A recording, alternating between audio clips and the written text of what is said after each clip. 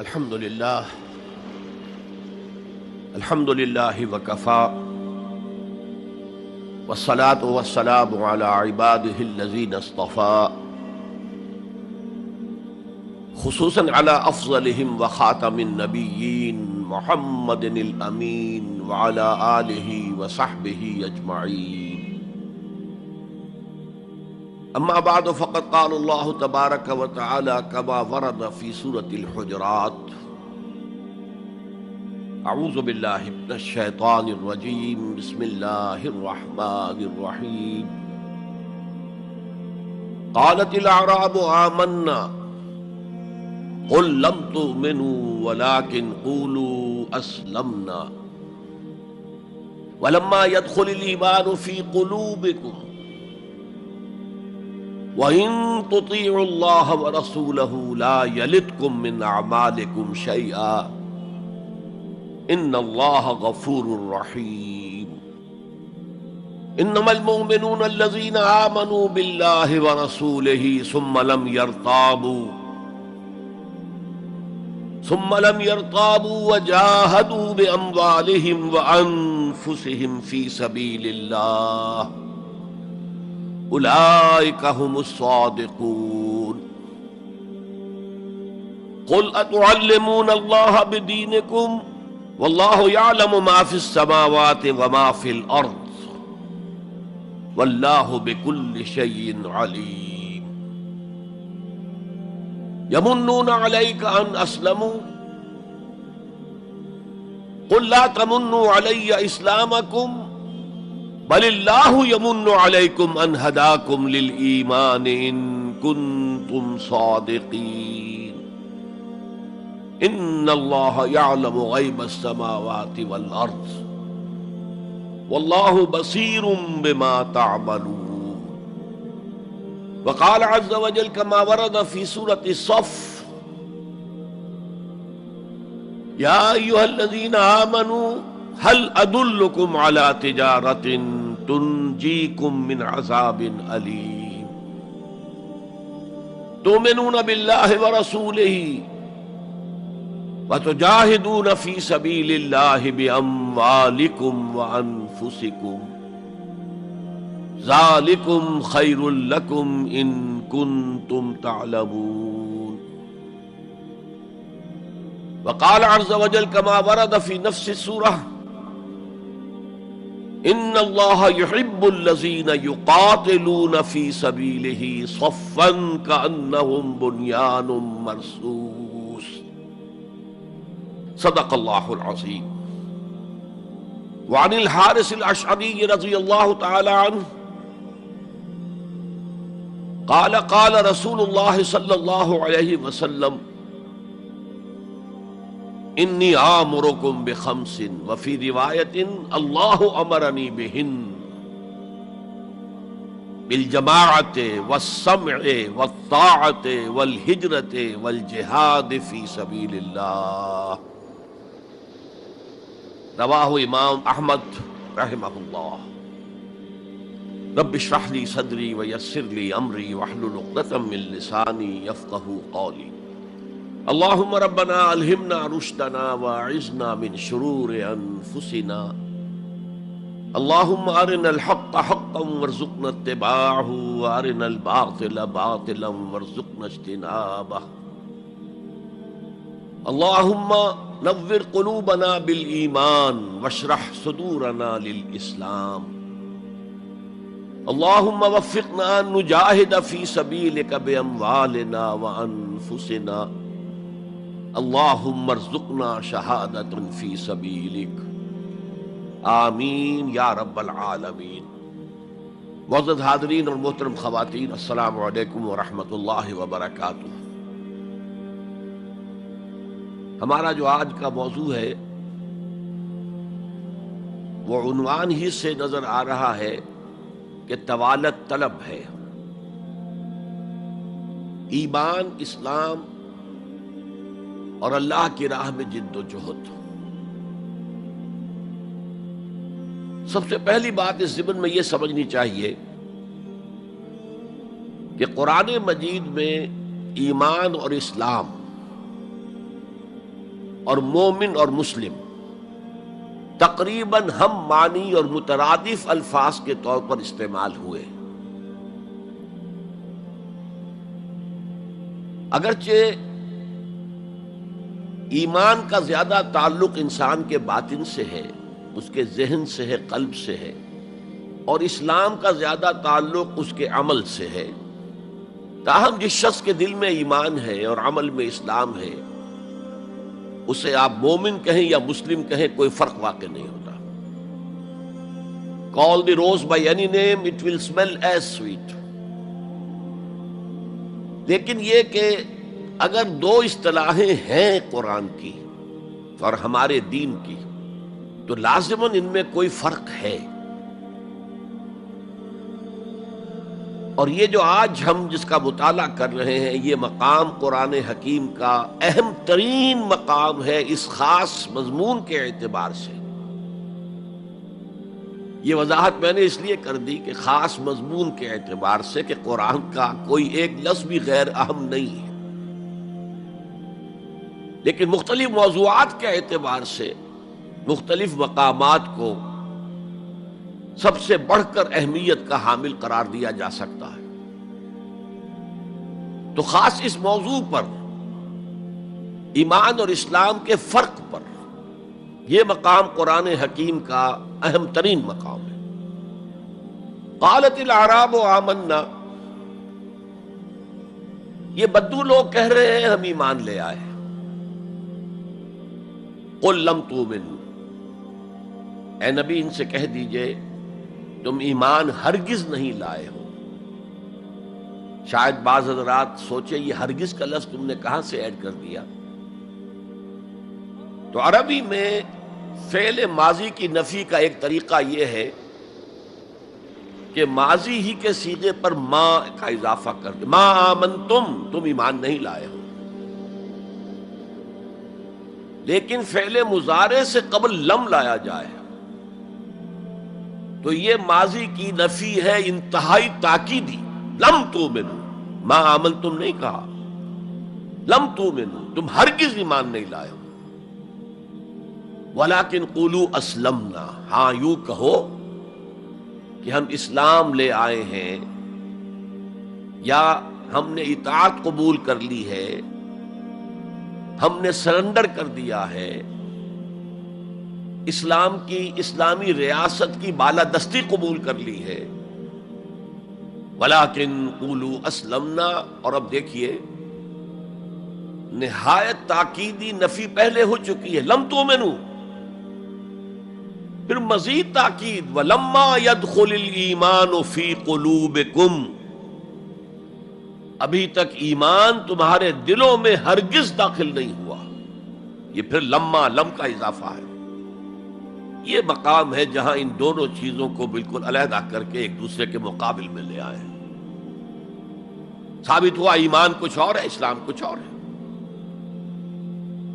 ذرا نوٹ کر لیجئے کہ قرآن مجید میں یا اسلام کی اصطلاحات میں تین جوڑے ایسے ہیں کہ جن میں عام اور خاص کی نسبت ہے۔ ایمان خاص ہے، اسلام عام ہے، یعنی ہر مومن تو لازماً مسلم ہے، ہر مسلم لازماً مومن نہیں ہے۔ یہی معاملہ نبی اور رسول کا ہے۔ نبی عام ہے، رسول خاص ہے۔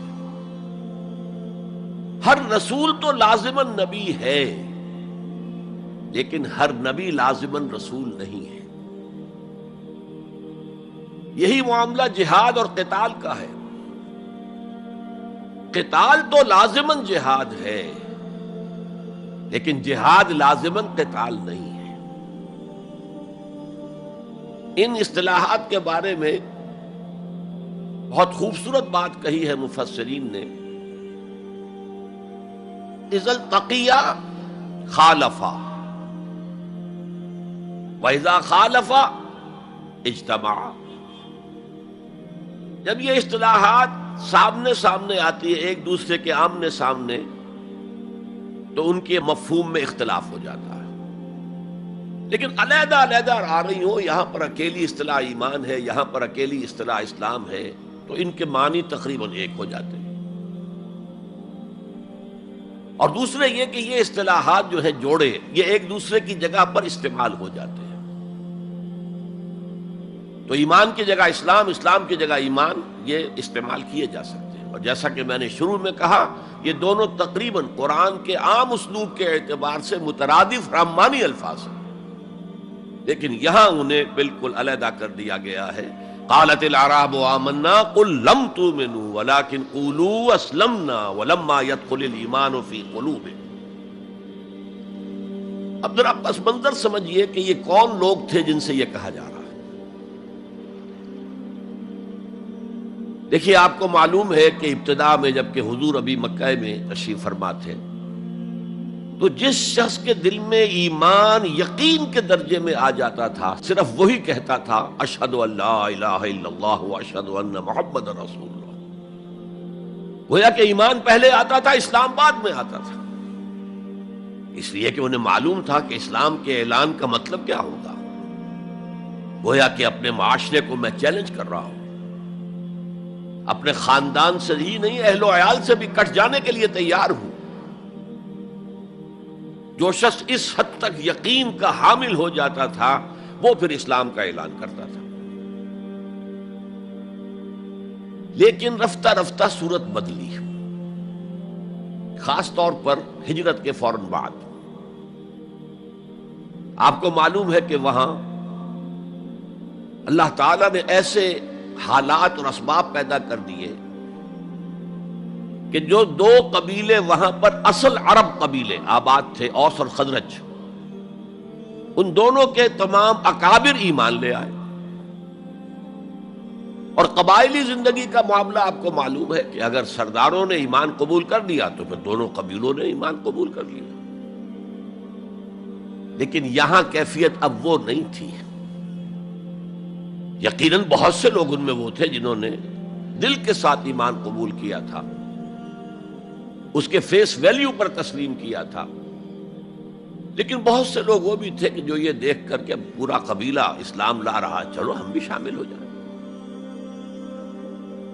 یہ صورت تبدیل ہونی شروع ہو گئی، یعنی ان کے حد تک اسلام پہلے آ گیا، پھر رفتہ رفتہ حضور کی معیت میں رہے، حضور کی صحبت حاصل رہی اور اس سے استفادہ کیا، تو ایمان بھی پیدا ہوتا چلا گیا۔ اب یہاں اسلام پہلے آیا، ایمان بعد میں آیا۔ یہی کیفیت ہماری ہے آج۔ ہم مسلمان تو پیدائشی طور پر ہیں، مسلمان والدین کے گھر میں پیدا ہوئے، الا یہ کہ کوئی اور کسی دوسرے مذہب سے تعلق رکھنے والا ایمان قبول کرتا ہے، اسلام قبول کرتا ہے، تو اسے بھی اپنے خاندان سے کٹنا پڑتا ہے، اسے اسی طرح کے حالات سے، چاہے وہ مار پیٹ اور وہ پرسیکیوشن اور وہ تشدد اور وہ ٹارچر نہ ہو جو ہو رہا تھا مکہ مکرمہ میں، لیکن بہرحال کافی کچھ قیمت انسان کو ادا کرنی پڑتی ہے اپنے اسلام کے قبول کرنے کی۔ لیکن ہماری 99,999 فی لاکھ جو اکثریت ہے، وہ تو انہی پر مشتمل ہے جو آباء و اجداد کی وجہ سے due to accident of birth مسلمان ہیں۔ تو اسلام تو پیدائشی طور پر مل گیا، پیدا ہوتے ہی داہنے کان میں اذان پڑھی گئی، بائیں میں اقامت کہی گئی۔ بڑا عجیب سا نکتہ ہے، ایک صاحب نے جب بیان کیا تو میں واقعی چونک گیا۔ انسان کی پیدائش کے وقت اذان دی گئی اور اقامت کہی گئی، نماز کوئی نہیں، اور اس کے انتقال کے وقت نماز پڑھی گئی بغیر کسی اذان کے، بغیر کسی اقامت کے۔ گویا کہ اس نماز کی اذان اور اقامت پیدائش کے وقت ہے جو نماز جنازہ کی شکل میں اس کی موت کے وقت پڑھی جا رہی ہے۔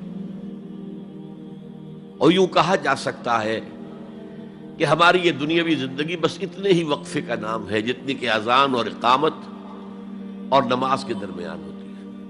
بہرحال یہ جو صورتحال کی تبدیلی ہوئی، جس کو میں نے کہا کہ ہمارے ہاں یہ دوسری تبدیلی 100% موجود ہے، یہ تبدیلی اپنے کلائمیکس کو پہنچ گئی جب حضور کو اللہ تعالیٰ نے اتنی کامیابی عطا کی کہ مکہ بھی فتح ہو گیا، تو اگرچہ عرب میں کوئی فارمل گورنمنٹ نہیں تھی، کوئی حکومت فارمل وہاں قائم نہیں تھی، لیکن قریش کا مقام پورے عرب میں ایسے ہی تھا جیسے کہ کسی ملک کا صدر مقام ہوتا ہے۔ مذہبی مرکز وہی تھا، خانہ کعبہ وہاں تھا، تمام قبیلوں کے بت وہاں رکھے ہوئے تھے، قریش اس کے متولی تھے، لہذا قریش کو امتیازی حیثیت حاصل ہو گئی، اور اس کا سب سے بڑا معاشی فائدہ جو انہیں ہوا تھا وہ یہ تھا کہ جبکہ دوسرے کسی قبیلے کا کوئی تجارتی قافلہ بچ کر نہیں جا سکتا تھا، اس پہ لوٹ مار،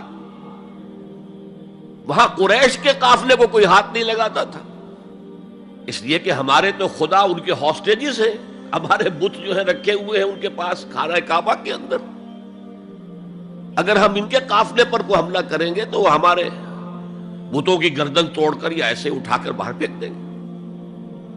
تو بہت بڑا سیاسی اور بہت بڑا معاشی فائدہ قریش کو تھا اس خانہ کعبہ کی وجہ سے، اور اس پر ایک پوری سورت ہے قرآن مجید کی، لإِلاف قریش إِلَافِهِمْ رِحْلَةَ الشِّتَاءِ وَالصَّيْفِ فَلْيَعْبُدُوا رَبَّ هَٰذَا الْبَيْتِ الَّذِي أَطْعَمَهُم مِّن جُوعٍ وَآمَنَهُم مِّن خَوْفٍ۔ اس گھر کی وجہ سے ان کو معاشی فوائد حاصل ہے اور امن حاصل ہے۔ بہرحال جب مکہ فتح ہو گیا حضور کے دست مبارک پر صلی اللہ علیہ وسلم، تو اب پورے عرب کے اطراف و اکناف میں یہ بات طے ہو گئی کہ اب جدید اصطلاح میں ہم کہیں گے it's no use continuing resistance, اب ہم کیا مخالفت کریں اور کیا اب آپ کا راستہ روکنے کی کوشش کریں، بات ختم ہو گئی جب مکے پر اب حضور کا قبضہ ہے صلی اللہ علیہ وسلم۔ تو اب قبیلوں نے اپنے وفد بھیجنے شروع کیے، فلاں وفد آ رہا ہے ایمان کا اعلان کر رہا ہے، پورا قبیلہ ایمان لے آیا ہے، فلاں قبیلے کا وفد آ رہا ہے ایمان کا اظہار کر رہے ہیں، مسلمان ہو گئے ہیں، پورا عرب مسلمان ہو گئے۔ اب یہ لوگ جو ایمان لا رہے تھے، اور ایمان لانے کا مطلب کیا ہے؟ صرف یہ کہہ دینا اشہد ان لا الہ الا اللہ واشہد ان محمد رسول اللہ صلی اللہ علیہ وسلم۔ ان کی اندرونی کیفیات تین میں سے کوئی سی ایک ہو سکتی تھی، یا تو واقعی ان میں سے بھی کچھ لوگ ایسے تھے جو واقعتاً صدق دل سے ایمان لائے، ایسا بھی ہو سکتا ہے کہ وہ پہلے ہی سے ایمان لا چکے ہوں لیکن اپنے قبیلے کی عصبیت کی وجہ سے، اور یہ کہ پھر قبیلے کو چھوڑ کر کہیں جانا پڑے گا، وہ اظہار نہ کر رہے ہوں، اب اس کے اظہار کے اندر کوئی معنی نہیں رہا، کوئی رکاوٹ نہیں رہی، کوئی رسک نہیں رہا، یہ بھی ہو سکتا ہے۔ تو ایک ممکن کیفیت تو یہ تھی کہ وہ ایمان لائے ہو حقیقتاً صدق قلب سے، اور ایک ممکن صورت یہ تھی، اور یہ ہر انقلابی عمل میں ہوتا ہے، کہ مخالف انقلاب قوتیں جب یہ سمجھتی ہیں کہ اب ہمارا بس نہیں چلے گا، اب ہم انقلاب کا راستہ نہیں روک سکتے، تو بظاہر سرنڈر کر دیتے ہیں، لیکن دلوں میں ایک ارادہ ہوتا ہے دیکھیں گے کوئی موقع ملا، وہ حالات بدلے تو پھر ان سے نبٹ لیں گے۔ اگر کسی نے اس نیت سے اسلام کا اظہار کیا تو وہ گویا کہ منافق تھا، لیکن بہت سے لوگوں کی کیفیت ہو سکتی ہے نظری اعتبار سے کہ نہ مثبت طور پر ایمان ہے نہ منفی طور پر نفاق ہے، کوئی دھوکہ دینے کا ارادہ بھی نہیں ہے، کوئی صرف ٹائم گین کرنے کے لیے اسلام کا اظہار نہیں کیا ہے،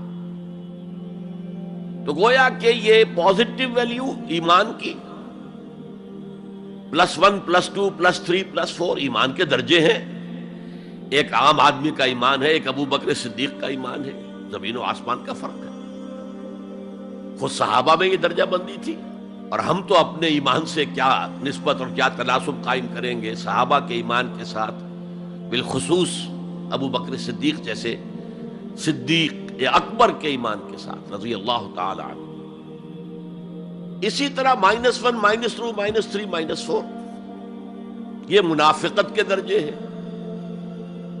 کس درجے کا نفاق ہے، کس درجے میں ڈٹرمینیشن ہے کہ we have only to buy time, اب اس کے سوا چارہ نہیں ہے، اب ہم ریزسٹ نہیں کر سکتے. It's no use continuing resistance. سر جھکا لو and wait for some occasion, opportunity, کہ پھر کھڑے ہو اور اس انقلاب کو انڈو کر دیں، ختم کر دیں. کاؤنٹر ریولیوشنری موومنٹ جیسے کہ بالفعل ہوئی. جھوٹے نبی کھڑے ہو گئے اور ایک مرحلہ تو ایسا آیا کہ معلوم ہوتا تھا کہ پورا عرب مرتد ہو گیا. جیسے وہ شکل تھی اذا جاء نصر اللہ والفتح ورأیت الناس يدخلون فی دین اللہ افواجا، اس کے بالکل برعکس پوزیشن ہو گئی یخرجون من دین اللہ افواجا. اسلام جو ہے وہ صرف چند شہر جو ہیں حجاز کے ان تک محدود رہ گیا. ابن تیمیہ رحمۃ اللہ علیہ نے ایک عنوان قائم کیا ہے، اثبات الاسلام بغیر الایمان. اسلام کا اثبات، تسلیم کر لینا اسلام کو بغیر ایمان کے. اس آیت کے حوالے سے قالت الاعراب آمنا قل لم تؤمنوا ولكن قولوا اسلمنا ولما يدخل الايمان في قلوبكم. اب اگلا ٹکڑا اس آیت کا یہ ثابت کر رہا ہے کہ وہ منافق نہیں تھے. وَإِن تُطِيعُوا اللَّهَ وَرَسُولَهُ لَا يَلِدْكُم مِّنْ أَعْمَالِكُمْ شَيْئًا. اگر تم اللہ اور اس کے رسول کی اطاعت کرتے رہو، اس لیے کہ اسلام کے معنی یہ تو ہے، یہ تو لازماً کرنا ہوگا. وہ دور جو ہے آج کی طرح تو نہیں تھا کہ نماز نہ پڑھو تب بھی مسلمان، پڑھو تب بھی مسلمان، کروڑ پتی ہونے کے باوجود حج نہ کرو تب بھی مسلمان. تو یہ بات تو نہیں تھی اس وقت. تو یہ کہ اطاعت تو کرنی پڑتی تھی، اس لیے کہ اطاعت تو ظاہر ہو جاتی ہے، کوئی کر رہا ہے کون نہیں کر رہا ہے. ایک چھوٹی سی بستی مدینے کی، ان میں کون نماز پڑھ رہا ہے کون نہیں پڑھ رہا صاف واضح ہوتا تھا. لہذا منافقین کو بھی آ کر نماز پڑھنی پڑتی تھی، بلکہ جو رئیس المنافقین تھا وہ ہمیشہ پہلی صف میں ہوتا تھا. اور جب حضور صلی اللہ علیہ وسلم خطبہ دینے کے لیے کھڑے ہوتے تھے تو پہلے وہ کھڑا ہوتا تھا اور کہتا تھا لوگوں دیکھو ان کی بات توجہ سے سنو، یہ اللہ کے رسول ہے. وہ اپنی اہمیت جتانے کے خاطر، اس لیے کہ یہ جو اوس اور خزرج کے دو قبیلے تھے، ان میں اوس کا قبیلہ چھوٹا تھا، خزرج کا بڑا تھا، اور اس کا سردار یہ تھا سب سے بڑا. اور اس کے لیے طے ہو چکا تھا، مدینے والے اس ضرورت کو محسوس کر رہے تھے کہ یہاں 5 قبیلے آباد ہیں، اور 2 تو قدیم عرب کے ہیں جو یمن سے آ کر آباد ہوئے، اوس اور خزرج، اور 3 عرب سے باہر سے آئے ہوئے ہیں یہودی قبائل، بنو قینقاع، بنو نذیر یا نذیر اور بنو قریظہ. اب 5 قبیلوں کا ایک شہر ہے، ہر قبیلے کا نظام تو اپنی جگہ مستحکم ہے، اس کا ایک سردار ہے اور اس کی بات قبیلے والوں کو ماننی ہے. لیکن ان 5 کے درمیان معاملات جو ہیں، کوئی آربیٹریٹر ہونا چاہیے، کوئی ایک ایسا ہونا چاہیے شخص کہ جس کی بات وہ 5 سنے اور مانے. اس لیے انہیں بادشاہ کی ضرورت محسوس ہوئی کہ کسی کو ہم اپنا بادشاہ بنا لیں. اور قرۂ فال بنام من دیوانہ زدند عبداللہ ابن ابی، اس کے بارے میں طے ہو گیا یہ ہمارا بادشاہ ہوگا. اس کے لیے تاج تیار ہو گیا سونے کا. تاج پوشی باقی تھی کہ حضور تشریف لے آئے بے تاج بادشاہ کی حیثیت سے. اس کے سارے خواب بکھر گئے. لہذا منافق اول بھی وہ اور رئیس المنافقین بھی وہ. ایمان تو وہ بھی لے آیا، اگرچہ لایا ذرا لیٹ غزوہ بدر کے بعد، لیکن یہ ہے کہ وہ ایمان لایا تھا اسی انداز کا کہ ابھی دیکھیں گے، ہوا دیکھو، ہوا کا رخ دیکھو، تیل دیکھو، تیل کی دھار دیکھو، کوئی حالت ایسی ہو جائے کہ پھر معاملہ تلپٹ کر دیا جائے. تو یہاں کہا جا رہا ہے وَإِن تُطِيعُوا اللَّهَ وَرَسُولَهُ لَا يَلِدْكُم مِّنْ أَعْمَالِكُمْ شَيْئًا، جبکہ منافق کا کوئی عمل بھی قبول نہیں. لیکن یہاں فرمایا گیا کہ اگر تم اللہ اور اس کے رسول کی اطاعت کرتے رہو گے تو اللہ تعالیٰ تمہارے اعمال کے اجر و ثواب میں کوئی کمی نہیں کرے گا. دیکھیے اصولی اعتبار سے بات یہ ہے کہ ایمان کے بغیر کوئی عمل جو ہے قبول نہ ہو. یہاں ایمان کے بغیر نیکیوں کے اعمال کے قبولیت کا اعلان کیا جا رہا ہے. گویا کہ یہ ایک خاص رعایت ہے، اس لیے آیت ختم ہو رہی ہے ان اللہ غفور الرحیم. اللہ غفور ہے، اللہ رحیم ہے. یہ اس کے شان غفاری کا صدقہ ہے، یہ اس کی شان رحیمی کا صدقہ ہے کہ اس حال میں بھی تمہارے اعمال اگر تم اطاعت کرتے رہو گے اللہ اور اس کے رسول کی تو اللہ قبول فرما لے گا. البتہ یہاں یہ نوٹ آف کوشن سامنے رہنا چاہیے کہ اطاعت جزوی نہیں، اطاعت کلی، پوری کی پوری اطاعت. دو حکم بھی دیا گیا ہے، ماننا پڑے گا. جزوی اطاعت اطاعت نہیں ہے. Partial obedience is no obedience. اس لیے کہ اگر آپ نے ایک حکم قبول کر لیا ایک نہیں کیا تو جو نہیں کیا کیوں نہیں کیا کہ وہ آپ کے نفس کو پسند نہیں، جو قبول کیا وہ کیوں کیا کہ نفس نے الاؤ کر دیا آپ کو کہ ٹھیک ہے کر لو کوئی حرج نہیں. دونوں حالتوں میں ویٹو تو نفس کے ہاتھ میں ہے. لہذا partial obedience is no obedience at all. چنانچہ اس پر جو وعید آئی ہے سورہ بقرہ کی آیت نمبر 85 میں افتؤمنون ببعض الکتاب وتکفرون ببعض، تو کیا تم ہماری کتاب اور شریعت کے ایک حصے کو مانتے اور ایک کو نہیں مانتے؟ فما جزاء من یفعل ذلک منکم، تو جو کوئی بھی تم میں سے یہ روش اختیار کرے گا اس کی کوئی سزا نہیں ہے الا خزی فی الحیات الدنیا، سوائے اس کے کہ دنیا کی زندگی میں ذلیل اور خوار کر دیے جائیں. وَيَوْمَ الْقِيَامَةِ يُرَدُّونَ إِلَىٰ أَشَدِّ الْعَذَابِ، اور قیامت کے دن شدید ترین عذاب میں جھونک دیے جائیں. وَاللَّهُ بِغَافِلٍ عَمَّا تَعْمَلُونَ، اور جو کچھ تم کر رہے ہو اللہ اس سے غافل نہیں ہے. تم اپنی ظاہری ٹیپ ٹاپ سے، اپنے داڑھیوں کے طول سے اللہ کو دھوکہ نہیں دے سکتے، اپنے عمروں اور حجوں کی تعداد سے اللہ کو دھوکہ نہیں دے سکتے. He sees you through and through. تمہارے باطن کو دیکھتا ہے، تمہارے دل کو دیکھتا ہے. اسے معلوم ہے کہ تم نے حج تو کیا، حرام کی کمائی سے کیا ہے. بہرحال یہ بڑی شدید وعید والی آیت ہے قرآن مجید میں کہ جس کا نقشہ ہماری نگاہوں کے سامنے آج دنیا میں مسلمانوں کی کیا وقت ہے، کیا حیثیت ہے. 1.25 ارب سے لے کر 1.5 ارب تک کی تعداد ہے جو آنکی جاتی ہے مسلمانوں کی دنیا میں. گویا کہ ہر چوتھا یا ہر 5واں انسان مسلمان ہے. کتنا بڑا رقبہ ان کے قدم و تلے ہے. ہر طرح کے وسائل اللہ نے مہیا کیے ہیں، معدنیات، نباتات، پھر جو آج کی سب سے بڑی دولت تیل، اس کے سب سے بڑے ذخیرے مسلمانوں کے قدم و تلے ہیں. اس سب کے باوجود عزت نام کی کوئی شے نہیں. بین الاقوامی معاملات میں کوئی ہم سے رائے لیتا ہی نہیں. کسٹمی پرسد کے بھیا کیستی تم ہو کون، تمہاری رائے کیا؟ G7 بیٹھیں گے، G9 بیٹھیں گے، G13 ہوں گے، G15 ہوں گے، وہ بیٹھ کر طے کریں گے. کوئی مسلمان ملک نہ G7 میں نہ G15 میں، جسے ہم محاورے میں کہتے ہیں نہ 3 میں نہ 13 میں. یہ ہے ہماری عزت آج دنیا میں. اکثر مسلمان ملکوں کی حکومتیں امریکہ کی جیب میں ہیں. یہ ہے ہماری حیثیت.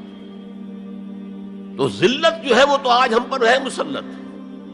فما جزاء من يفعل ذلك منكم الا خزي في الحياة الدنيا ويوم القيامة. اب یہ قیامت کے دن کی بات جو اللہ فرما رہے ہیں، دعا ہی کی جا سکتی ہے کہ اللہ تعالیٰ اس سے بچا لے، کرم فرمائے، اپنی شان غفاری اور شان رحیمی سے ہمیں اس روز کی ذلت سے اور شدید ترین عذاب میں جھونک دیے جانے کی جو یہاں پر خبر سنائی جا رہی ہے، وعید سنائی جا رہی ہے، اللہ تعالیٰ اس سے بچا لے.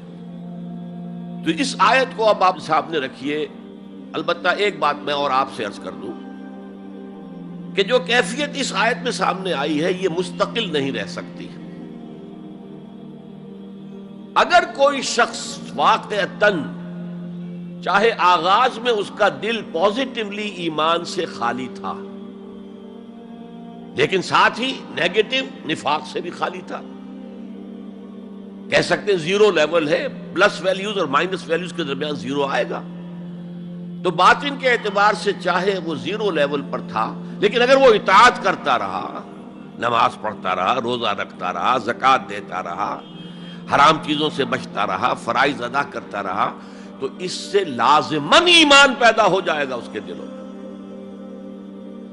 اس لیے کہ یہ دو طرفہ پروسیس ہے، بائی لیٹرل. ایمان سے عمل پیدا ہوتا، عمل سے ایمان پیدا ہوتا. عمل انسان جب کرتا ہے، اللہ کی راہ میں قربانیاں دیتا ہے، زادتہم ایمانا، ان کے ایمان میں اضافہ ہو گیا. اچھا، اب یہ ہے پس منظر ایمان اور اسلام کا فرق. اب اس کے حوالے سے یہ بھی، اس سے پہلے اگرچہ میں اشارے کر چکا ہوں، اسلام کی جو تعریف کی گئی ہے، متفق علیہ روایت ہے حضرت عبداللہ ابن عمر سے رضی اللہ تعالی عنہما، بنی الاسلام علی خمس، اسلام کی عمارت 5 چیزوں پر قائم ہے. شہادت اللہ الہ الا اللہ وان محمد رسول اللہ، وإقام الصلاۃ وإیتاء الزکوٰۃ وصوم رمضان وحج البیت من استطاع الیہ سبیلا. کلمہ شہادت ہے کہ میں گواہی دیتا ہوں اللہ کے سوا کوئی معبود نہیں، اور میں گواہی دیتا ہوں کہ محمد صلی اللہ علیہ وسلم اللہ کے رسول ہیں. پھر 4 عبادات ہیں، نماز ہے، روزہ ہے، زکوٰۃ ہے، حج ہے. تو اسلام جو ہے دنیا میں قائم ہے ان 5 بنیادوں پر. اب ان میں خاص طور پر دیکھیے لفظ ایمان کہیں نہیں آیا. گویا کہ اسلام کی بنیاد اقرار باللسان پر ہے، اور دنیا میں کسی شخص کے مسلمان سمجھے جانے کا دار و مدار صرف اسی پر ہوگا. اگرچہ بعض فقہا نے کہا ہے کہ تصدیق بالقلب بھی ہونی چاہیے ساتھ، ٹھیک ہے، لیکن ہم ویریفائی تو نہیں کر سکتے نا. دنیا میں تو معاملہ قانون کا ہے، اور قانون تو ویریفائیبل فیکٹس کے اوپر فیصلہ کرے گا. ہم نہ کسی کے ایمان کو ویریفائی کر کے سند دے سکتے ہیں کہ ایمان ہے، نہ کسی کے ایمان کی نفی کر سکتے. تو دنیا میں معاملہ سارا اسلام پر ہے. ایک مسلمان اسلامی ریاست کا مکمل شہری ہے، ایک مسلمان معاشرے کا مکمل ایک رکن ہے. اسلام ہی پر سارا نظام ہے اس دنیا میں، لیکن آخرت میں سارا دار و مدار ایمان پر ہے. اس لیے کہ اللہ تو معذور نہیں ہے کہ دلوں کے حال کو نہ جانتا ہو. ان اللہ لا ينظر الى صورکم ولا الى اموالکم ولکن ينظر الى قلوبکم واعمالکم. اللہ تعالیٰ نہ تمہاری صورتوں کو دیکھتا ہے، نہ تمہارے مالوں کو دیکھتا ہے، بلکہ وہ تو دیکھتا ہے تمہارے دلوں کو اور تمہارے اعمال کو.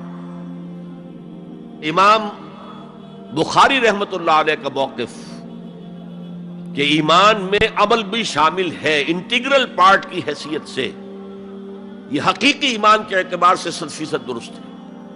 تو دل میں یقین ہوگا تو کیسے عمل اس کے خلاف ہو جائے گا.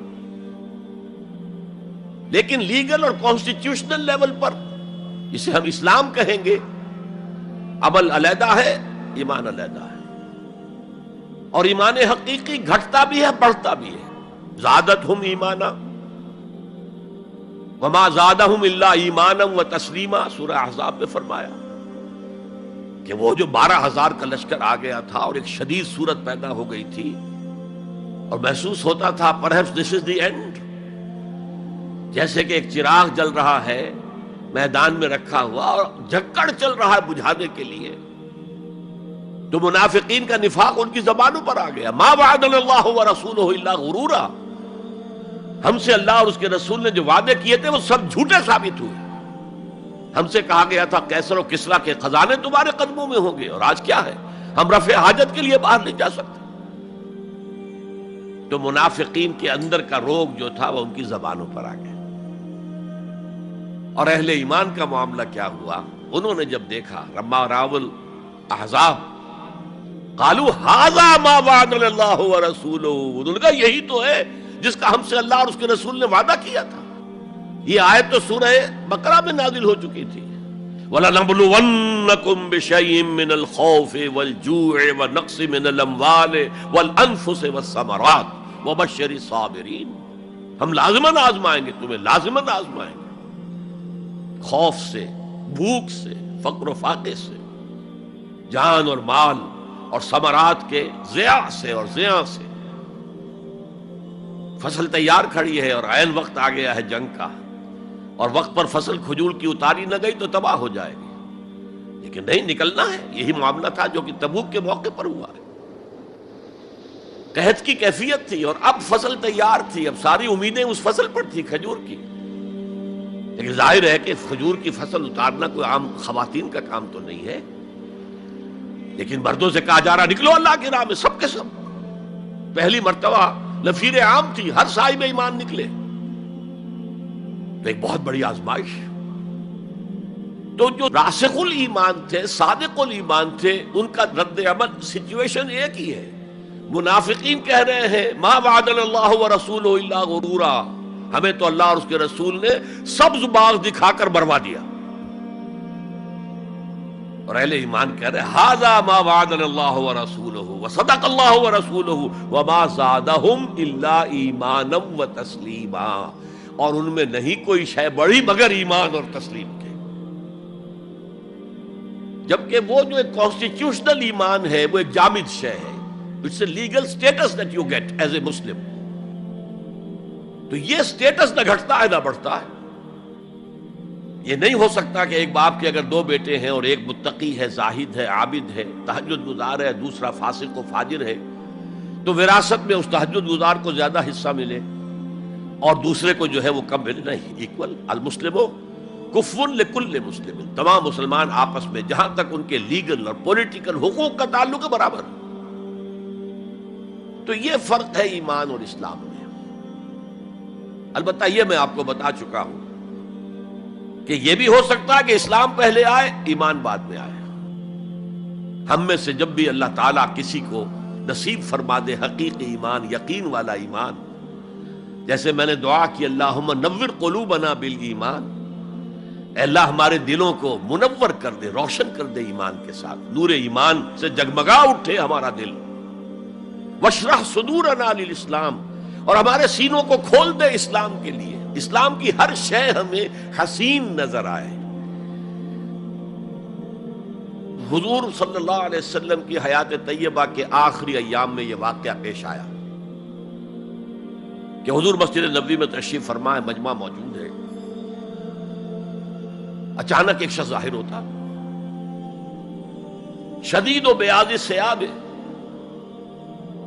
شدید و سواد الشعر، اس کا لباس انتہائی سفید صاف، کوئی اس پر دھبا نہیں، داغ نہیں، میل نہیں، بال انتہائی سیاہ چمکدار، گرد آلود نہیں، ولا یعرفہ احد منا، اور ہم میں سے اسے کوئی پہچانتا بھی نہیں تھا، کسی بھی ریت سے، خاک سے بالکل آلودہ ہوئے بغیر بال ہیں، تو شاید یہ مدینے کا رہنے والا ہو، تو مدینے والوں میں سے کوئی تو ہوتا کہ جو اس کو جانتا پہچانتا، کوئی نہ کوئی تو گریٹ کرتا اس کو مجمع میں، آؤ آؤ ادھر آ جاؤ، میرے پاس آ جاؤ، کوئی نہیں۔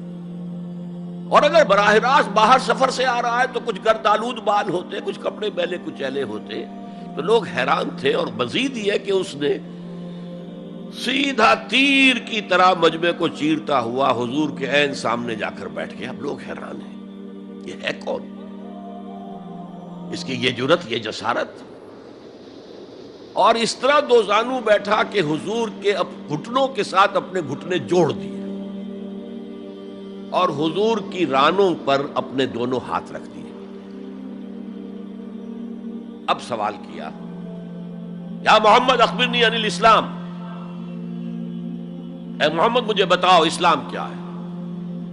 حضور نے فرمایا وہی جو میں ابھی آپ کو حدیث سنا چکا ہوں، الاسلام ان تشہد اللہ الہ الا اللہ وان انا رسول اللہ وان تقیم الصلاۃ وتؤتی الزکاۃ وتصوم رمضان وتحج البیت ان استطعت الیہ سبیلا۔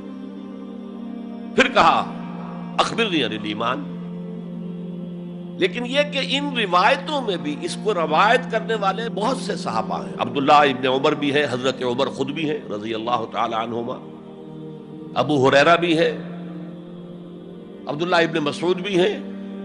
چونکہ ایک مجمع میں واقعہ ہو رہا تھا نا، تو مجمع کے اندر تو بہت سے لوگ سن رہے ہیں. اگرچہ جیسے آج بھی ہوگا کہ میں جو بات کہہ رہا ہوں، آپ میں سے بہت سے حضرات میری ساری بات سن کر اگر کہیں جا کر رپورٹ کریں گے تو ان کی باتوں میں اختلاف ہو جائے گا.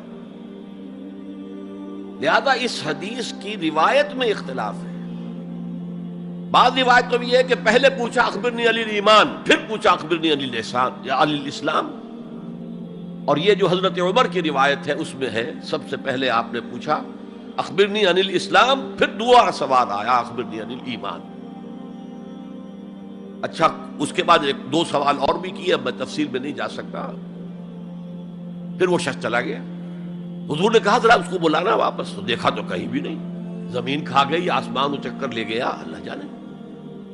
تب حضور نے فرمایا اوہ یہ جبرائیل تھے جو تمہیں تمہارا دین سکھانے آئے تھے. یعلمکم دینکم اذ لم تسألوہ، جبکہ تم نے اس کے بارے میں سوال نہیں کیا.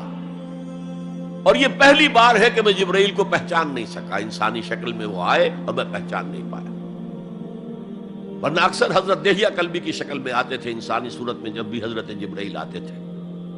حضرت دہیہ کلبی جو ہے وہ بہت ہی حسین جوان رانا ان کی شکل میں آتے تھے.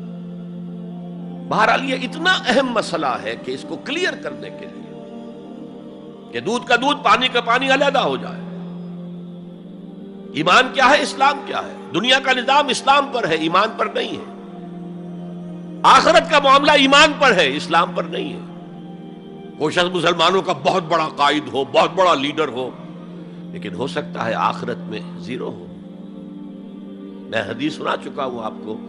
ایک شخص دنیا میں شہید سمجھا جا رہا تھا، ایک شخص دنیا میں بہت بڑا عالم سمجھا جا رہا تھا، ایک شخص دنیا میں بہت بڑا سخی سمجھا جا رہا تھا، اور اللہ نے سب کے دعوے جو ہیں ان کی نفی کر دی. تم نے جنگ کی تھی اس لیے لیقال جریء کہا جائے، بہت ہی جری آدمی ہے صاحب، بہت بہادر آدمی، کیا کہنے اس کے. لیقال سخی، بھائی بڑا سخی آدمی ہے، سخاوت کے دریا بہا دیے اس نے. بھائی بہت بڑا عالم ہے، اس سے علم کا کتنا جو ہے لوگوں کو فیض پہنچا ہے. وقت قیلا، یہ تمہارا مقصود تھا، وہ مقصود دنیا میں حاصل ہو چکا، تمہاری شہرت کے ڈنکے بج چکے، اب یہاں تمہارے لیے کچھ نہیں. اور پھر اللہ حکم دے گا اور فرشتے منہ کے بل گھسیٹتے ہوئے اسے جہنم میں جھونک دیں گے. تو وہ اسلام وہاں کام نہیں آئے گا. بلکہ اسلام کیا، اسلام پر اتنی اضافی خوبیاں بھی کام نہیں آئیں گی اگر دل میں ایمان نہیں اور اس کے نتیجے میں نیت درست نہیں. حقیقت البر پر ہم گفتگو کر چکے ہیں، نیکی کی اصل حقیقت کیا ہے. اسی موضوع پر اصل میں امام ابو حنیفہ جو فقیہ ہے، ان کی کوئی کتاب اور تصنیف فقہ پر نہیں ہے. وہ سارے ان کے شاگردوں کے فتاوی ہیں جو بعد میں مرتب ہوئے. ہاں ان کی ایک تصنیف ہے الفقہ الاکبر، بڑی فقہ جو میجر ایشوز ہیں. مسلمان کون ہے، اور مسلمان گناہ کبیرہ کرے تو کافر ہو جاتا یا نہیں ہو جاتا.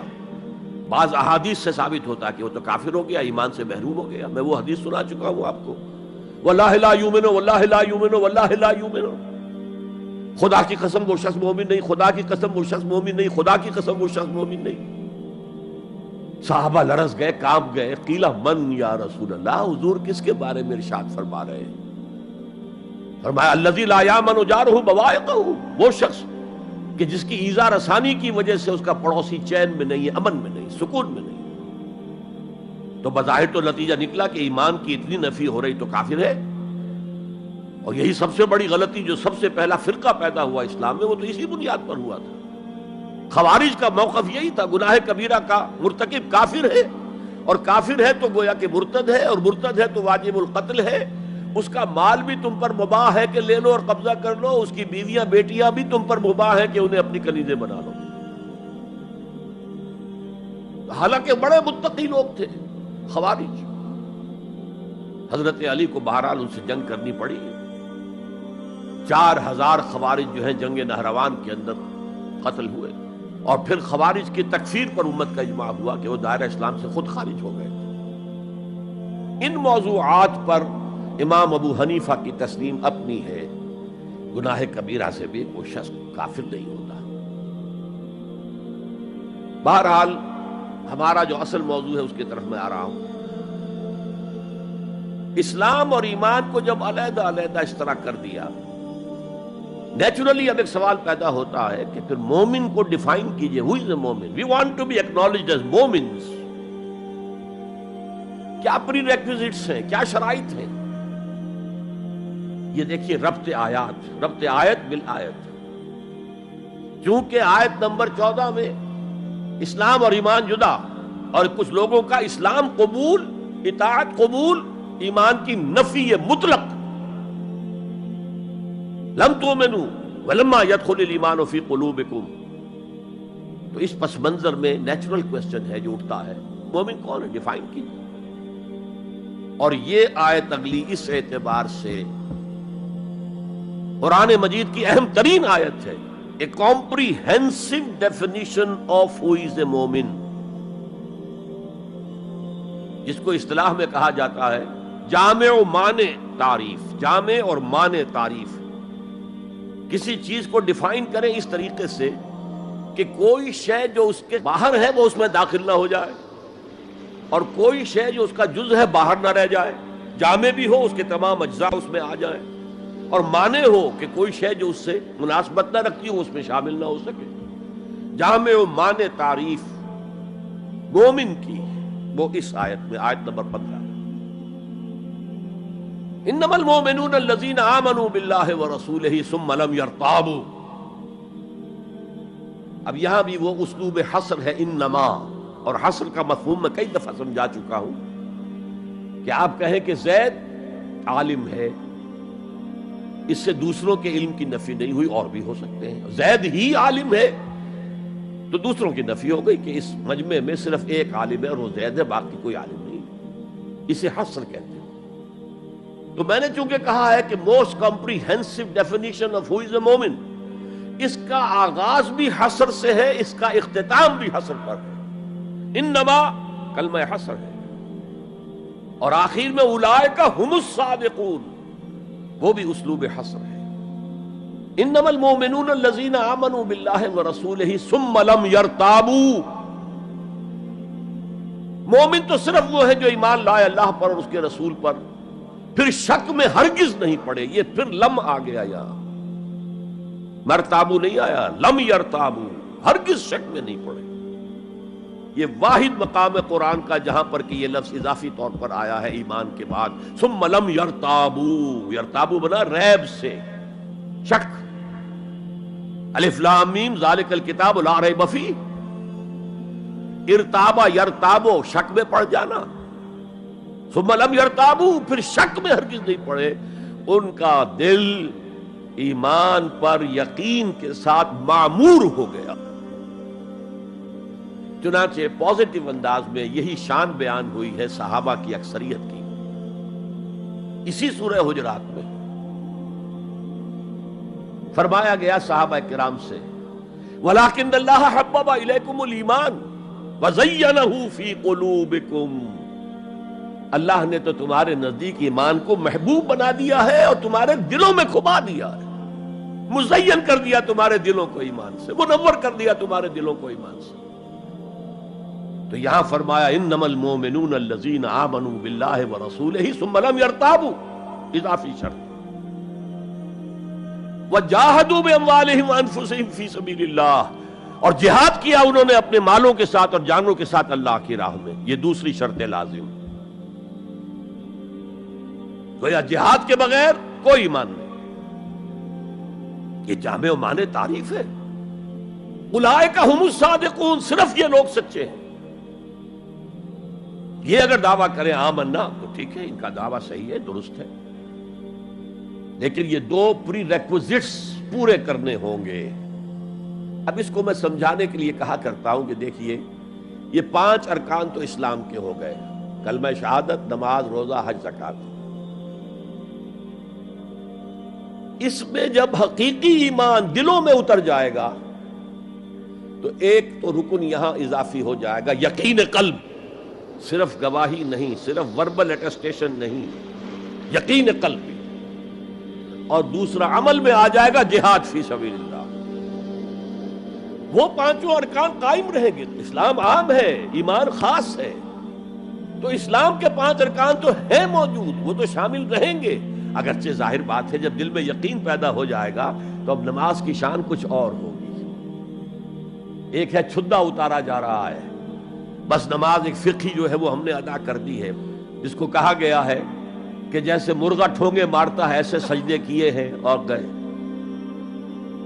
ایک نماز وہ ہوگی جسے حضور نے کہا الصلاۃ معراج المومنین.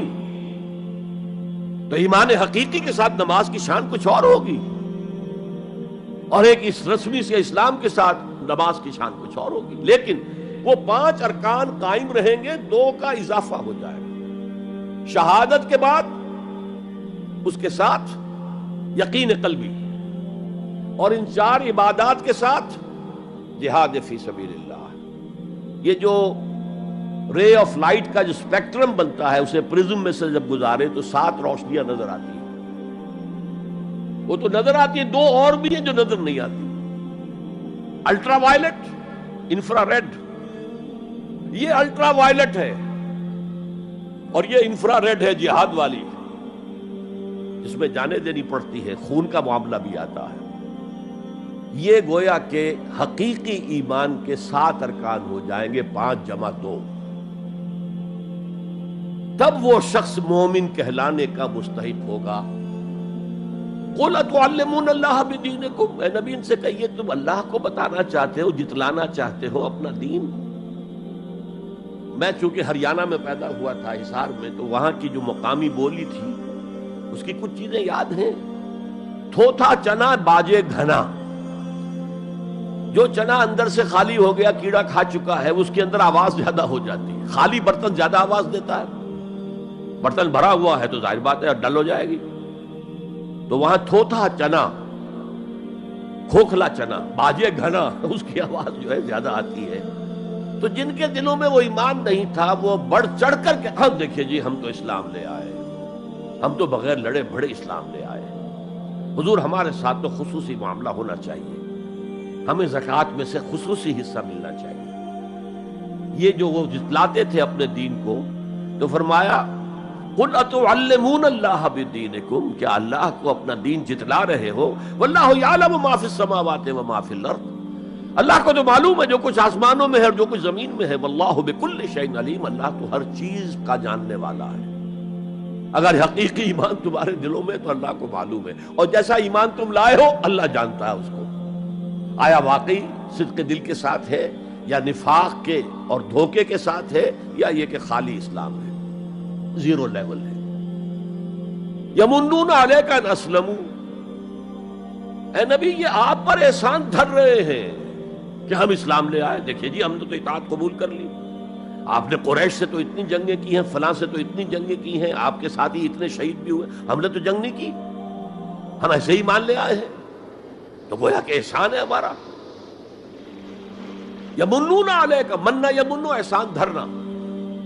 یمنون علیک ان اسلموا قل لا تمنوا علی اسلامکم. کہہ دیجئے مجھ پر اپنے اسلام کا احسان مت دھرو، بل اللہ یمن علیکم ان ہداکم للایمان. بلکہ اللہ تم پر احسان دھرتا ہے کہ تمہیں اسلام کا راستہ دکھا دیا ہے. تم اسلام میں آ گئے ہو تو ایمان کا راستہ تمہیں دکھا دیا ہے. اب عمل کرتے رہو گے تو ایمان پیدا ہو جائے گا. یہ میں نے عرض کیا تھا کہ یہ کیفیت اثبات الاسلام بغیر الایمان یہ مستقل نہیں ہے، یہ عارضی ہے. جب عمل کریں گے تو ایمان پیدا ہو جائے گا. تو بل اللہ یمن علیکم ان ہداکم للایمان ان کنتم صادقین. بلکہ اللہ کا احسان مانو کہ اس نے تمہیں اسلام کے راستے پر لا کر گویا کہ اس سڑک پر ڈال دیا ہے جو ایمان کی طرف لے جا رہی ہے. اگر تم اسلام کے بارے میں بھی سچے ہو، یعنی وہ لوگ نکل جائیں گے جو دھوکہ دینے کے لیے ایمان لا رہے تھے. ان اللہ یعلم غیب السماوات والارض. یقیناً اللہ جانتا ہے ہر پوشیدہ چیز کو جو آسمانوں کی ہے اور زمین کی ہے. اور یہ غیب کا لفظ ہماری نسبت سے ہے، نوٹ کر لیجئے اسے. اللہ کے لیے کوئی غیب نہیں ہے، سرے سے کوئی غیب. ہر شے اس کے لیے شہود ہے، ہر شے ہر آن اس کی نگاہوں کے سامنے، کوئی شے اس کے لیے غیب نہیں. یہ ریلیٹو ٹرم ہے جو ہمارے لیے غیب ہے. واللہ بصیر بما تعملون، اور جو کچھ تم کر رہے ہو اللہ اسے دیکھ رہا ہے. اچھا، اب پھر پہلی دو آیات کی طرف آ جائیے. اسلام ایمان علیحدہ چیزیں ہیں. ایمان کی تعریف یقین قلبی دل میں، اور جہاد فی سبیل اللہ عمل. گویا کہ ان میں سے کوئی ایک چیز بھی نہیں ہے تو پھر مومن نہیں ہو تم. دل میں یقین نہیں تو مومن نہیں، عمل میں جہاد نہیں تو مومن نہیں.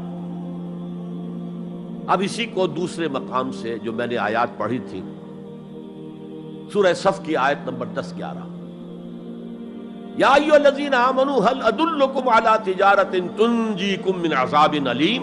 اہل ایمان، کیا میں تمہاری رہنمائی کروں اس تجارت کی جانب جو تمہیں جہنم کے عذاب سے بچا دے، نجات دے دے. سوالیہ انداز، یہ قرآن کا بھی انداز ہے، حضور کا بھی انداز تھا. پہلے سوال کیا جائے تاکہ اذہان سوچنے کی طرف آمادہ ہو جائے، تیار ہو جائیں جب آگے کیا بات آ رہی ہے. حضور بھی سوال کیا کرتے تھے، اتدرون من المفلس، تم جانتے ہو مفلس کسے کہتے ہیں؟ اکثر و بیشتر صحابہ کا جواب ہوتا تھا اللہ و رسول عالم، اللہ اور اس کا رسول بہتر جانتے ہیں. پھر حضور دوبارہ پوچھتے تھے تو اپنی اپنی سمجھ کے مطابق جواب دیتے تھے. المفلس عندنا ما لا درہم لہ ولا دینارا. حضور ہم مصلف اسی کو سمجھتے ہیں جس کے پاس نہ درہم ہے نہ دینار ہے. فرمایا نہیں، میری امت کا مفلس وہ ہوگا جو قیامت میں حاضر ہوگا تو نمازوں کی بھی بہت بڑی گٹھری لے کر آئے گا، روزے بھی ہوں گے، عمرے بھی ہوں گے، حج بھی ہوں گے، نیکیوں کی بہت بڑی بڑی گانٹھیں ساتھ ہوں گی، لیکن حقوق العباد میں اس نے کوتاہی کی ہوگی. قد اکل مال ھذا، اس شخص کا مال ہڑپ کر لیا ہوگا غلط طریقے سے، بہنوں کا حصہ وراثت میں کھا لیا ہوگا، کسی پر تہمت لگائی ہوگی، کسی کی غیبت کی ہوگی، اور وہ سارے دعوے دار جمع ہو جائے، اللہ اس شخص نے میرے ساتھ یہ کیا، اللہ اس شخص نے میرے ساتھ یہ کیا، تو اس کی نیکیاں سب دے دی جائیں گی. اچھا بھائی، وہاں کوئی اور کرنسی تو ہے نہیں کہ اتنے ہزار جرمانہ یا اتنا لاکھ جرمانہ. اچھا تم اس کی نمازیں لے جاؤ، تم اس کے روزے لے جاؤ، تم اس کے حج اور عمرے لے جاؤ، خالی ہو گیا. اور دعوے دار اب بھی باقی ہیں، تو ان کے گناہ اب ان کے حساب میں پڑنے شروع ہوں گے، اور وہ ان کے گناہوں کے بوجھ تلے دب کر جہنم میں جھونک دیا جائے. یہ مفلس ہے. یہ انداز تھا، یہ قرآن کا بھی انداز ہے اور یہی حضور کا انداز تھا. یا ایھا الذین آمنوا هل ادلکم علی تجارۃ تنجیکم من عذاب علیم. اے ایمان والو، اے ایمان کے دعوے دارو، یا اے وہ لوگوں جو ایمان قانونی حاصل کر چکے ہو، یا اے وہ مسلمانوں جن کی رسائی ابھی تک حقیقی ایمان تک نہیں ہوئی. یا ایھا الذین آمنوا هل ادلکم علی تجارۃ تنجیکم من عذاب علیم. کیا میں بتاؤں تمہیں وہ تجارت، وہ کاروبار جس کا نفع کیا ہوگا کہ جہنم سے چھٹکارا پا جاؤ. اب یہاں 1 منٹ رک کر توقف کر کے نظم کلام کے اعتبار سے ایک نتیجہ سامنے لے آئیے. اگر وہ تجارت نہیں کرو گے تو جہنم سے نجات کی امید یہ تمہاری وشفل تھنکنگ ہے، تمہاری آرزویں ہیں. تلک امانیہم، یہ ان کی خواہشات ہیں جنہوں نے عقیدوں کی شکل اختیار کر لی ہے. یہ اللہ کا کلام ہے، یہ اس میں کوئی شے جو ہے محض شاعرانہ لفاظی کے لیے یا شاعرانہ مبالغے کے لیے تو نہیں ہے نا. گنجینہ مانی کا طلسم اس کو سمجھیو جو نفس کے غالب میرے اشعار میں آوے. تو قرآن میں جو لفظ آ رہا ہے وہ ہر لفظ اپنی جگہ پر معنی کا خزانہ ہے. هل ادلکم علی تجارۃ تنجیکم من عذاب علیم. اب جواب سنیے، تؤمنون باللہ ورسولہ، ایمان لاؤ اللہ پر اور اس کے رسول پر جیسا کہ ایمان لانے کا حق ہے. بات وہی ہو گئی نا. وہ پہلا تمہارا قانونی ایمان تھا، اصل ایمان کچھ اور ہے. اسی کو سورہ نساء میں فرمایا یا ایھا الذین آمنوا آمنوا باللہ ورسولہ والکتاب الذی نزل علی رسولہ والکتاب الذی انزل من قبل. اے ایمان کے دعوے دارو، ایمان لاؤ جیسا کہ ایمان لانے کا حق ہے، اللہ پر بھی اور اس کے رسول پر بھی، اور اس کتاب پر بھی جو اپنے رسول پر اس نے نازل فرمائی، اور اس کتاب پر بھی جو پہلے نازل کی تھی. تؤمنون باللہ ورسولہ وتجاہدون فی سبیل اللہ باموالکم وانفسکم. بالکل وہی آیت نمبر 15 بن گئی کہ نہیں سورہ حجرات کی؟ ایمان لاؤ اللہ پر اس کے رسول پر، یا ایمان رکھو اللہ پر اس کے رسول پر جیسے کہ ایمان کا حق ہے، اور جہاد کرو اللہ کی راہ میں اپنی جانوں اور مالوں کے ساتھ. تؤمنون باللہ ورسولہ وتجاہدون فی سبیل اللہ باموالکم وانفسکم ذالکم خیر لکم ان کنتم تعلمون. یہی تمہارے حق میں بہتر ہے اگر تم سمجھو. اگرچہ بظاہر تو گھاٹے کا سودا ہے دنیاوی اعتبار سے، اللہ کی راہ میں جہاد کرنا جان کا اندیشہ، قتال کے لیے نکلنا جان کا، جو اگر بچ کے آ گئے تو ایک نئی زندگی سمجھیے، ورنہ انسان میدان جنگ میں جاتا ہے تو جان ہتھیلی پر رکھ کر جاتا ہے. مال مانگا جا رہا ہے اللہ کی راہ میں، مال دے کر دنیا میں تو بہرحال دولت کی کمی کا احساس ہوتا ہے نا. اگرچہ تمہیں گھاٹے کا سودا نظر آتا ہے، حقیقت میں یہی نفع کا سودا ہے اگر تمہارے پاس علم حقیقی ہے. اب ان دو مقامات سے جو نتیجہ میں نے نکالا، there can be no ایمان without jihad فی سبیل اللہ. There can be no salvation on the day of judgment without jihad فی سبیل اللہ. کس قدر اہم ہے جہاد فی سبیل اللہ کو اب سمجھنا، اس کے تقاضوں کو جاننا، اس کی شرائط کا فہم حاصل کرنا. اس ضمن میں جو دنیا میں آج غلط فہمیاں پھیلی ہوئی ہیں اور زبردستی پھیلائی بھی جا رہی ہیں جان بوجھ کر، اس کا اصل سبب ہم خود ہیں. ہماری بہت بڑی غلطی ہوئی کہ ہم نے جہاد اور قتال کو ہم مانی قرار دے دیا. یہ بھی جوڑا وہی ہے، عام اور خاص، لیکن جہاد اور قتال یہ ہم مانی نہیں ہے، سینونیمس نہیں ہے. اسی لیے میں نے سورہ صف کی آیت نمبر 4 بھی آپ کو سنائی. اب یہ اس اعتبار سے جہاد اور قتال فی سبیل اللہ پر قرآن مجید کی جامع ترین صورت ہے. کل 14 آیتیں، اس میں جہاد فی سبیل اللہ کا ذکر بھی ہے یہ آیت نمبر 11 کے اندر، اور آیت نمبر 4 میں قتال فی سبیل اللہ کا حکم بھی ہے. ان اللہ یحب الذین یقاتلون فی سبیلہ صفا کانہم بنیان مرصوص. اللہ کو محبوب تو وہ بندے ہیں اس کے جو اس کی راہ میں جنگ کرتے ہیں صفیں باندھ کر گویا کہ سیسا پلائی ہوئی دیوار ہے. قتال فی سبیل اللہ، جہاد فی سبیل، دو اصطلاحات ہیں، ان کا مفہوم بالکل ایک تو نہیں ہو سکتا. ہمارے ہاں ان دونوں کو مترادف قرار دے دیا. اس کے نتائج کیا نکلے؟ قتال ہر وقت تو ہوتا ہی نہیں، لہذا جہاد ثانوی شے ہو گیا، اس کی اہمیت ہی نہیں رہی. وہ جو بیک برنر کی جگہ ہوتی ہے وہاں رکھ دیا گیا. بعض لوگوں نے ایک اور غلطی کی اس کے برعکس، جہاد کی اہمیت کے پیش نظر انہوں نے اسے ارکان اسلام میں داخل کر دیا. یہ بہت بڑی جسارت ہے، اس لیے کہ متفق علیہ حدیث حضرت عبداللہ ابن عمر سے میں سنا چکا ہوں 5 ارکان اسلام کے، اور حدیث جبرائیل میں اسلام کی ڈیفینیشن وہی 5 چیزیں. 6ٹھی چیز داخل کرنے کا کسی کو حق نہیں. ارکان اسلام میں جہاد فی سبیل اللہ شامل ہے، ارکان ایمان میں شامل ہے. There can be no ایمان without جہاد فی سبیل اللہ، and there can be no salvation. نجات کا کوئی امکان نہیں ہے اگر جہاد فی سبیل اللہ نہیں. ہم نے مترادف بنا کر ایک طرف تو سیکنڈری حیثیت دے دی اس کو، اور اس سے ستم والا ستم، مسلمان جنگ کرے وہ جہاد فی سبیل اللہ ہے. مسلمان بادشاہ ہے، زانی ہے، شرابی ہے، بدماش ہے، عیاش ہے، اور وہ صرف کسی اپنے پڑوسی غیر مسلم ملک پر حملہ کر رہا ہے تاکہ اس کی ریونیوز بڑھ جائیں، اس کی آمدنی بڑھ جائے، اس کی عیاشیوں کا میں اضافہ ہو جائے، وہ اور زیادہ بڑے محل بنائے، تو اس کی جنگ جہاد فی سبیل اللہ ہوگی. ہم نے بدنام کیا جہاد فی سبیل اللہ. اب غیر مسلم تو یہ سب کچھ دیکھتے ہیں، جہاد کسے کہتے ہیں، اسی کے اعتبار سے پھر مفہوم ان کے سامنے آتا. یہ مغالطہ ہم نے ڈالا، اس کے نتائج آج ہم بھگت رہے ہیں. اب سمجھیے مثبت طور پر جہاد فی سبیل اللہ ہے کیا، اس کے مراحل کیا ہیں. ایک 9 سٹوریڈ بلڈنگ کا آپ تصور کریں گے جس کی اس نویں منزل پر جا کر قتال آئے گا، اس سے پہلے نہیں. لیکن اس سے بھی پہلے لفظی معنی کیا ہے جہاد کے؟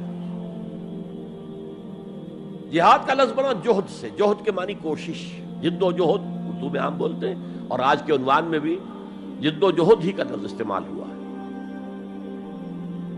لیکن جیسا کہ میں نے کہا تھا مختلف ابواب میں آنے سے معنی بدلتے ہیں. جہاد یا مجاہدہ، جوہد یک طرفہ ہے، کوشش، کسی کام کے لیے آپ کوشش کر رہے ہیں. To exert yourself for something, for some objective.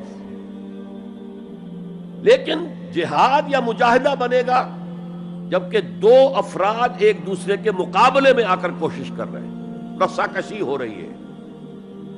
لہذا کوشش اور کشاکش، اس میں جو فرق ہے، رسا کشی، ایک ٹیم ادھر ہے ایک ادھر ہے، وہ رسے کو ادھر کھینچ رہی ہے وہ ادھر کھینچ رہی ہے، تو یہ دو طرفہ عمل ہے جہاد یا مجاہدہ. اسی طریقے سے قتل اور مقاتلہ یا قتال، کوئی شخص جا رہا تھا آپ نے شوٹ کر دیا، یہ قتل ہے، یک طرفہ عمل ہے. دو فوجیں آمنے سامنے ہیں، یہ ان کو قتل کرنا چاہتے ہیں وہ ان کو قتل کرنا چاہتے ہیں، یہ قتال ہے، یہ جنگ ہے. یا مقاتلہ ہے، دونوں مصدر ہیں یہ، جوہد، کوشش. اچھا انگریزی میں آپ کیا کہیں گے؟ To strive for something, کسی چیز کے لیے کوشش کرنا. اور جہاد کیا ہوگا؟ To struggle against something, وہ اگینسٹ ہوگا، اسٹرگل، محنت. اس فرق کو ذہن میں رکھیے. جوہد کوشش، ٹو اسٹرائیو کوشش کرنا. جہاد کشاکش، کھینچ تان، جہاں جوہد کے مقابلے میں آ جائے.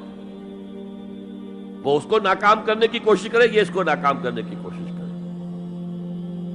ایک ویکنسی ڈکلیئر ہوئی ہے، اب آپ پورا زور لگا رہے ہیں، جو سفارش ہو سکے، جو کچھ ہو سکے کسی طریقے سے مجھے ملے. ایک اور شخص بھی زور لگا رہا ہے، یہ آپ کا جہاد ہو رہا ہے. اور قتل یک طرفہ عمل ہے، قتال جنگ ہے، دو طرفہ. اب دیکھیے یہ جو جہاد ہے یہ اس کائنات کی سب سے بڑی حقیقت ہے. Every living organism on this planet is continuously in جہاد. آپ خود کہتے ہیں اسٹرگل فار ایگزسٹنس، مقابلہ نہیں ہوتا اس میں. کاروبار میں مقابلہ ہو رہا ہے، ملازمتوں میں مقابلہ ہو رہا ہے، مقابلوں کے امتحان ہو رہے ہیں.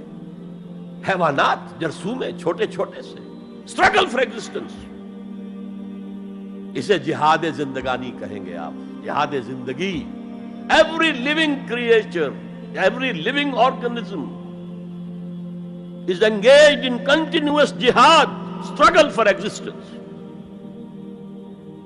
اس کو جہاد زندگانی کا لفظ دیا اقبال نے. یقین محکم عمل پہم محبت فاتح عالم، جہاد زندگانی میں ہے یہ مردوں کی شمشیر.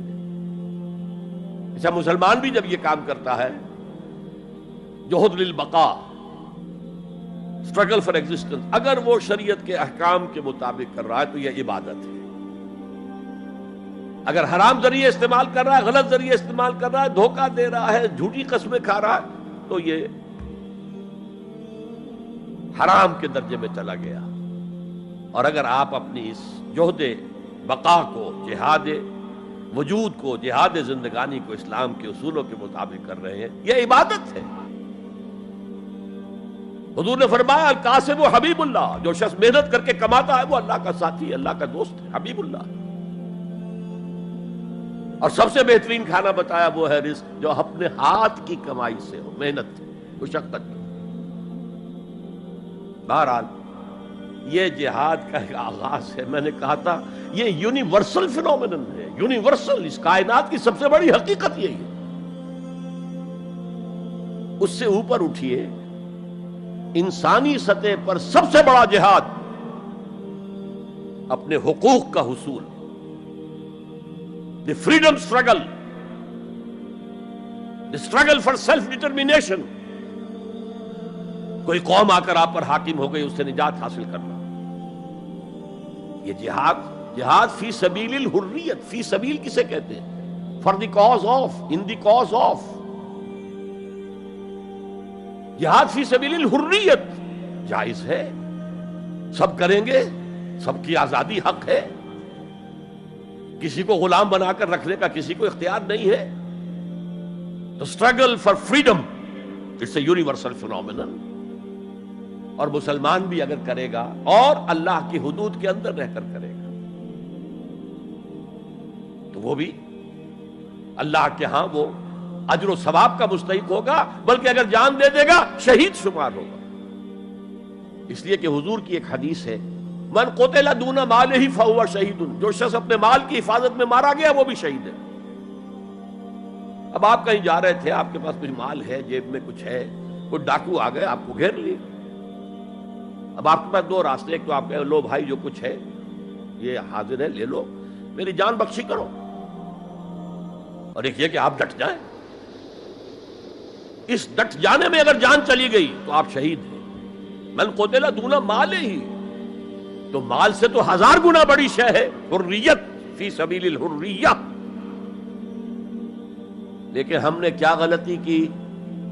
فریڈم سٹرگل کو بھی جہاد فی سبیل اللہ کہہ دیا. بہت بڑی غلطی، جس کا سب سے بڑا مظہر میں آپ کو بتاتا ہوں. یہ mid 50s کی بات ہے.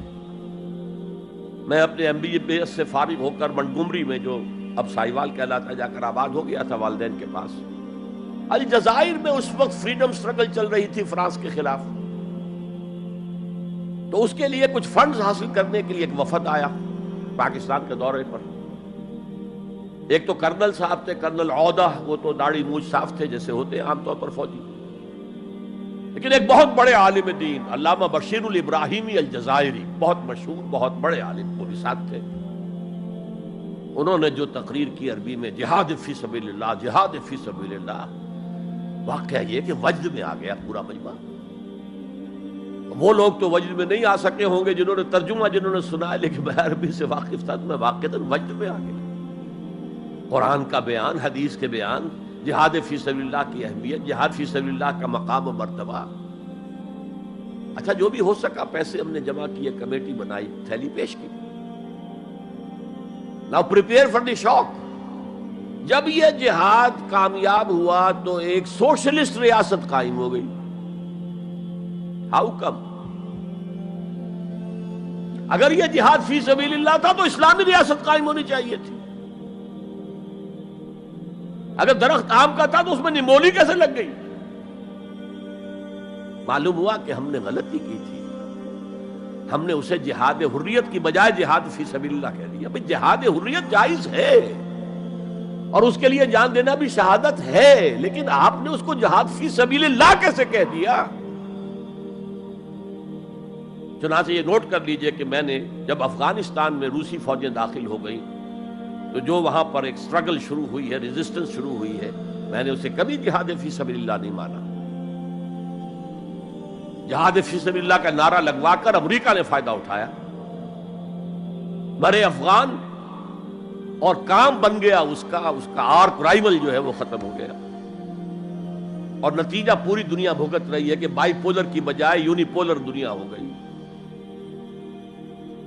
اور وہ جو ایک پول ہے جتنا طاقت کے نشے میں اس وقت چور چور ہے، وہ آپ کو معلوم ہے، مجھے تفصیل میں جانے کی ضرورت نہیں. میں نے کہا تھا جہاد حریت ہے، جائز ہے، to defend your country against an invader, لیکن اسے جہاد فی سبیل اللہ نہ کہیں. اچھا اس سے آگے آئیے، اب ہیومن لیول پر اس سے اوپر کا ایک کی سطح ہے، نظریے اور نظام کے لیے جہاد. ایک نظریہ تھا مارکسزم، اس کی بنا پر نظام جو بنا وہ communism. Who really believed in Marxism and communism, he struggled to establish a communist state. یہ جہاد ہے فی سبیل الاشتراکیہ، اشتراکیت کی راہ میں جہاد کر رہے ہیں. جانیں دے رہے ہیں، مر رہے ہیں، زار کی فوجیں جو ہیں وہ شوٹ کر رہی ہیں کھڑے ہو کر کے قطاروں کے اندر، جانیں دے رہے ہیں۔ اس کے بغیر تو ظاہر بات ہے شہنشاہیت، زار کی شہنشاہیت کہیں جگہ چھوڑ سکتی تھی، کہیں اپنی جڑ چھوڑ سکتی تھی؟ تو یہ جو جہاد ہے یہ ہے ایک نظریے کی بنیاد پر، اس نظریے پر ایک نظام قائم ہوتا، جس نظریے میں وہ بلیو کرتے ہیں کہ یہی حق ہے، یہی انسان کے لیے بہتر ہے، اسی میں عدل ہے، اسی میں انصاف ہے، اس کو قائم کرنے کی جد و جہد کرنا ان پر فرض ہے۔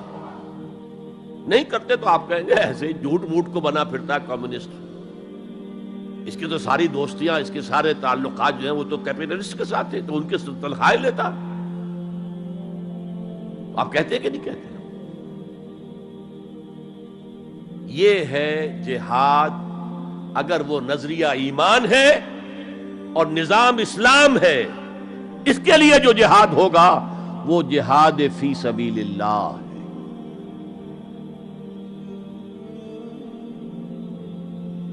کسی اور مقصد کے لیے یہ جہاد کو آپ جہاد فی سبیل اللہ نہیں کہہ سکتے۔ آپ ڈیموکریسی کے قیام کے لیے کسی بادشاہت کو ختم کر کے ڈیموکریسی کا نظام قائم کرنا چاہتے ہیں، جہاد ہے، جہاد فی سبیل الدیمقراطیہ، جہاد for the cause of democracy, جہاد فار دی کاز آف اشتراکیت۔ اسی معنی میں قرآن مشرکین مکہ کو بھی مجاہد قرار دیتا تھا، وہ تھے مجاہدین فی سبیل الشرک، جانے نہیں دے رہے تھے، کیا قربانیاں نہیں دے رہے تھے؟ وہ اپنے عقیدے کے لیے، اپنے نظریے کے لیے، اپنے نظام کے لیے جانے دے رہے تھے۔ تو یہ ہے جہاد نظریے اور نظام کے لیے۔ پھر میں تیسری مرتبہ دوہرا رہا ہوں، اگر وہ نظریہ ایمان ہے اور نظام اسلام کا ہے، قائم کرنا پیش نظر ہے، تو وہ ہے جہاد فی سبیل اللہ۔ اب اس کے 3 لیولز ہیں، اور ہر لیول پر 3 سب لیولز ہیں۔ سب سے پہلا جہاد فی سبیل اللہ کا مرحلہ ہے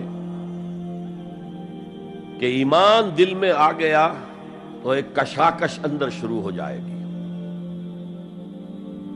میں اگر فرائیڈ کی اصطلاح استعمال کروں تو ایگو اور اڈ یا لبیڈو میں تصادم ہوگا۔ آپ کے نفس کی خواہش کچھ اور ہے، ایمان کہتا ہے غلط، کشاکش ہوگی کہ نہیں؟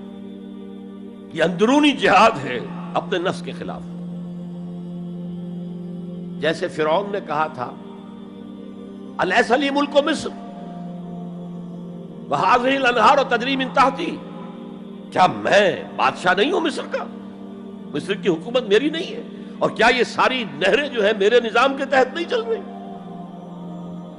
اسی طرح برا نہ مانیے، ہمارا نفس کہتا ہے یہ جسم میرا ہے، میری ملکیت ہے، اٹس مائی ڈومین، میری خواہش پوری کرنی ہوگی۔ جیسے اس نے کہا میں نہیں جانتا کوئی خدا ہے میرے سوا اور میرے اوپر، میں نہیں مانتا، نفس بھی کہتا میں نہیں ماننے کو تیار، کیا حلال ہے کیا حرام ہے، کیا جائز ہے کیا ناجائز، میری خواہش پوری کرو۔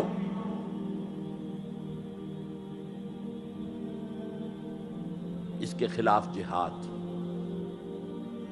یہ پہلی منزل کا جہاد ہے۔ اور آپ کو معلوم ہے 3 منزلہ عمارت ہے، تو بلند ترین تو ہے تیسری منزل، اہم ترین ہے پہلی منزل۔ پہلی منزل بنے گی تو دوسری بنے گی، دوسری ہوگی تو تیسری بنے گی نا۔ پہلی منزل یہ ہے اور اہم ترین یہ ہے۔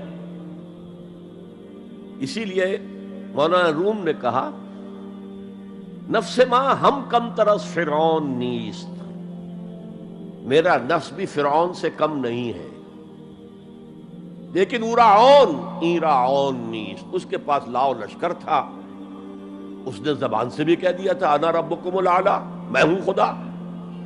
میرا نفس بیچارہ اس کے پاس کوئی لاؤ لشکر نہیں، زبان سے تو یہ کچھ نہیں کہتا، اندر یہی کہتا میں بادشاہ ہوں اس وجود کا، میری مرضی پوری ہو۔ تو اسٹرگل اگینسٹ دس بیسر سیلف، ایک سیلف ہے اونچی سیلف، خودی، انا، ایگو، اور ایک ہے یہ بیسر سیلف یمانی جبلتیں جو اندھی بہری ہیں، جو حلال اور حرام سے انہیں کوئی غرض نہیں ہے، ان کے خلاف جہاد کرنا۔ آپ نے فرمایا صلی اللہ علیہ وسلم، المجاہد من جاہد نفسہ، اصل مجاہد وہ ہے جو اپنے نفس کے خلاف جہاد کر سکے۔ تمہارے اندر یہ دشمن تو بیٹھا ہوا ہے، تکڑا ہے، تمہیں کنٹرول کر رہا، چلے آؤ باہر کے دشمنوں سے جہاد کرنے کے لیے۔ تم نے ٹانگے کو گھوڑے کے آگے باندھ دیا۔ اور ایک دفعہ حضور سے پوچھا گیا، ای الجہاد افضل یا رسول اللہ، اے اللہ کے رسول سب سے افضل جہاد کون سا ہے؟ فرمایا ان تجاہد نفسک فی طاعت اللہ، اپنے نفس کے خلاف جہاد کرو، اسے اللہ کا مطیع کرو۔ یہ جو اندر کی کشمکش ہے، کشاکش ہے، یہ جہاد فی سبیل اللہ کا نقطہ آغاز، اللہ کا مطیع بنانا ہے نفس کو۔ اس کے ساتھ دو سب لیول اور ہیں۔ اس نفس کو بھڑکانے والی ایک قوت ہے انویزیبل، اور ویزیبل بھی ہے۔ انویزیبل قوت سب سے بڑی ابلیس، شیطان، لعین، اور اس کے چیلے چاٹے جنات میں سے، اور ویزیبل میں انسانوں میں جو اس کے ایجنٹ ہیں، جو فحاشی کو کلچر کا نام دے، یہ اس ابلیس کے چیلے ہیں۔ ان کے خلاف جہاد نہیں کریں گے آپ، اگر آپ ان کے خلاف ایگریسو ایٹیٹیوڈ اختیار نہیں کریں گے تو آپ ان کے دباؤ میں آ جائیں گے۔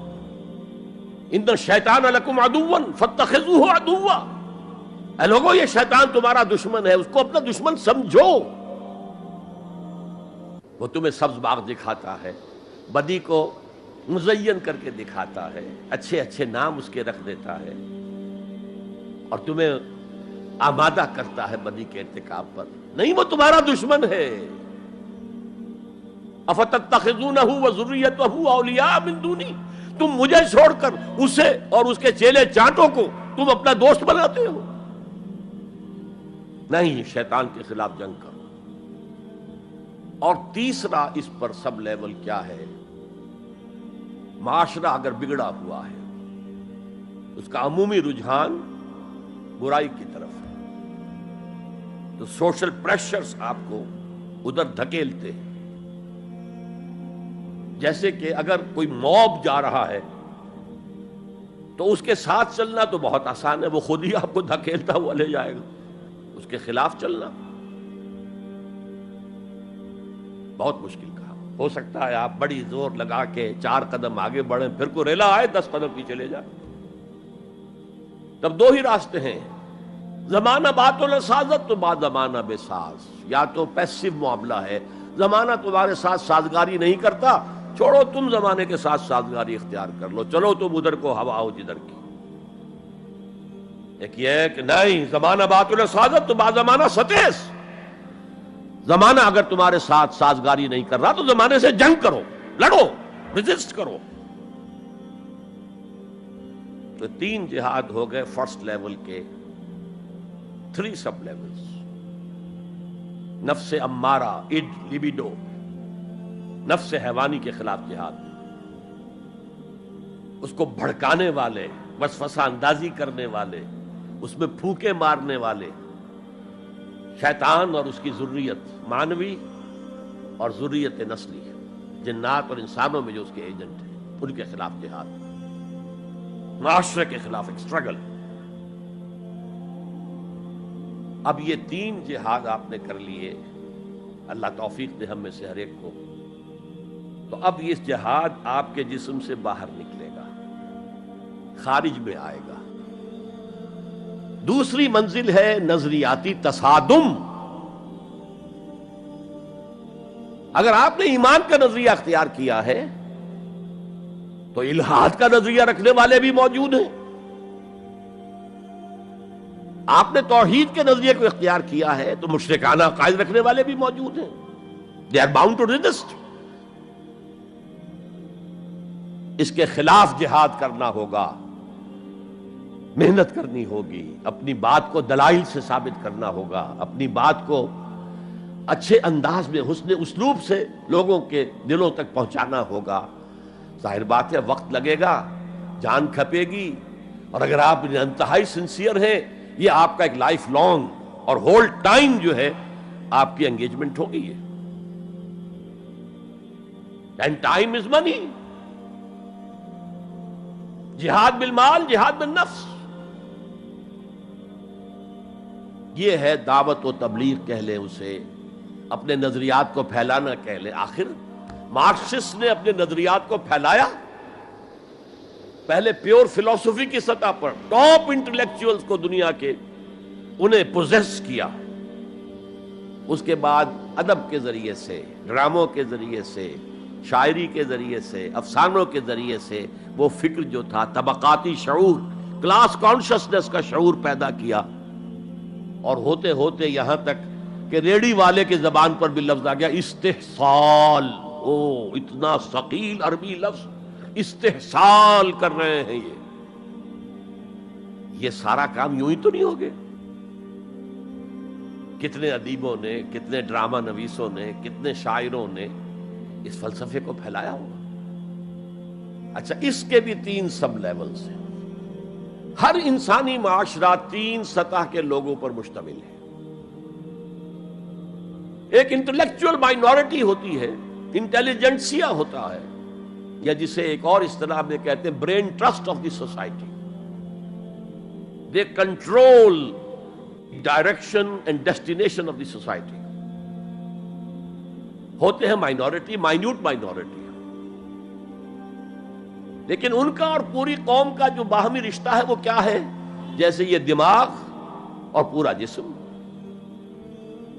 میری ٹانگیں مجھے لے کر چل سکتی ہیں، دوڑ سکتی ہیں، اگرچہ اب میں دوڑ نہیں سکتا گھٹنوں کے آپریشن کے بعد، لیکن بہرحال دوڑا بھی کرتا تھا. لیکن کدھر جانا ہے اس کا فیصلہ یہاں ہوتا ہے.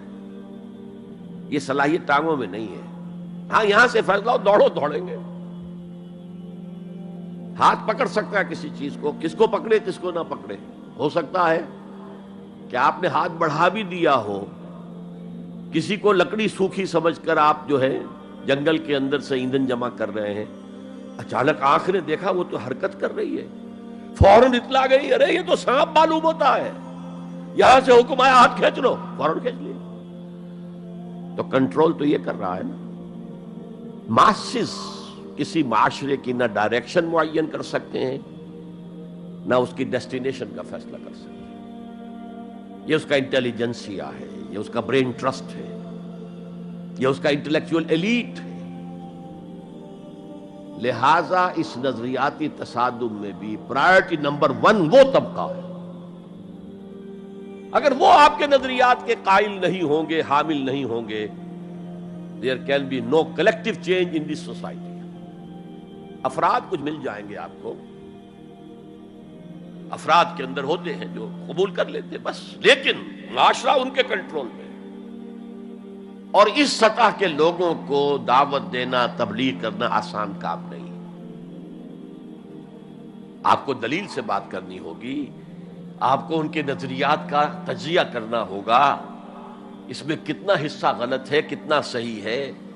ان کے دماغوں میں مارکسزم گھسا ہوا ہے، ان کے دماغوں میں فرائیڈزم گھسا ہوا ہے، ان کے دماغوں میں ڈارونزم گھسا ہوا ہے، ان کے دماغوں میں لاجیکل پازیٹیوزم گھسا ہوا ہے. ہاں، کچھ لوگ رہے ہیں آئیڈیلسٹ بھی. ایک ہندوستان میں مسلمان پیدا ہوا آئیڈیلسٹ فلسفی علامہ اقبال، اور دوسرے ہندو رادھا کرشنن، بہت بڑے آئیڈیلسٹ، اس میں کوئی شک نہیں. اور ان کو اللہ نے لمبی عمر بھی دی، تو انہوں نے جو تصانیف فلسفے پر لکھی ہیں علامہ اقبال نہیں لکھ پائے.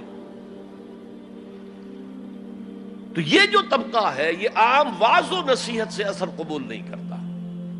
Because there is a barrier in their minds, in their brains. You have to pierce through that barrier, and only then you can approach their hearts.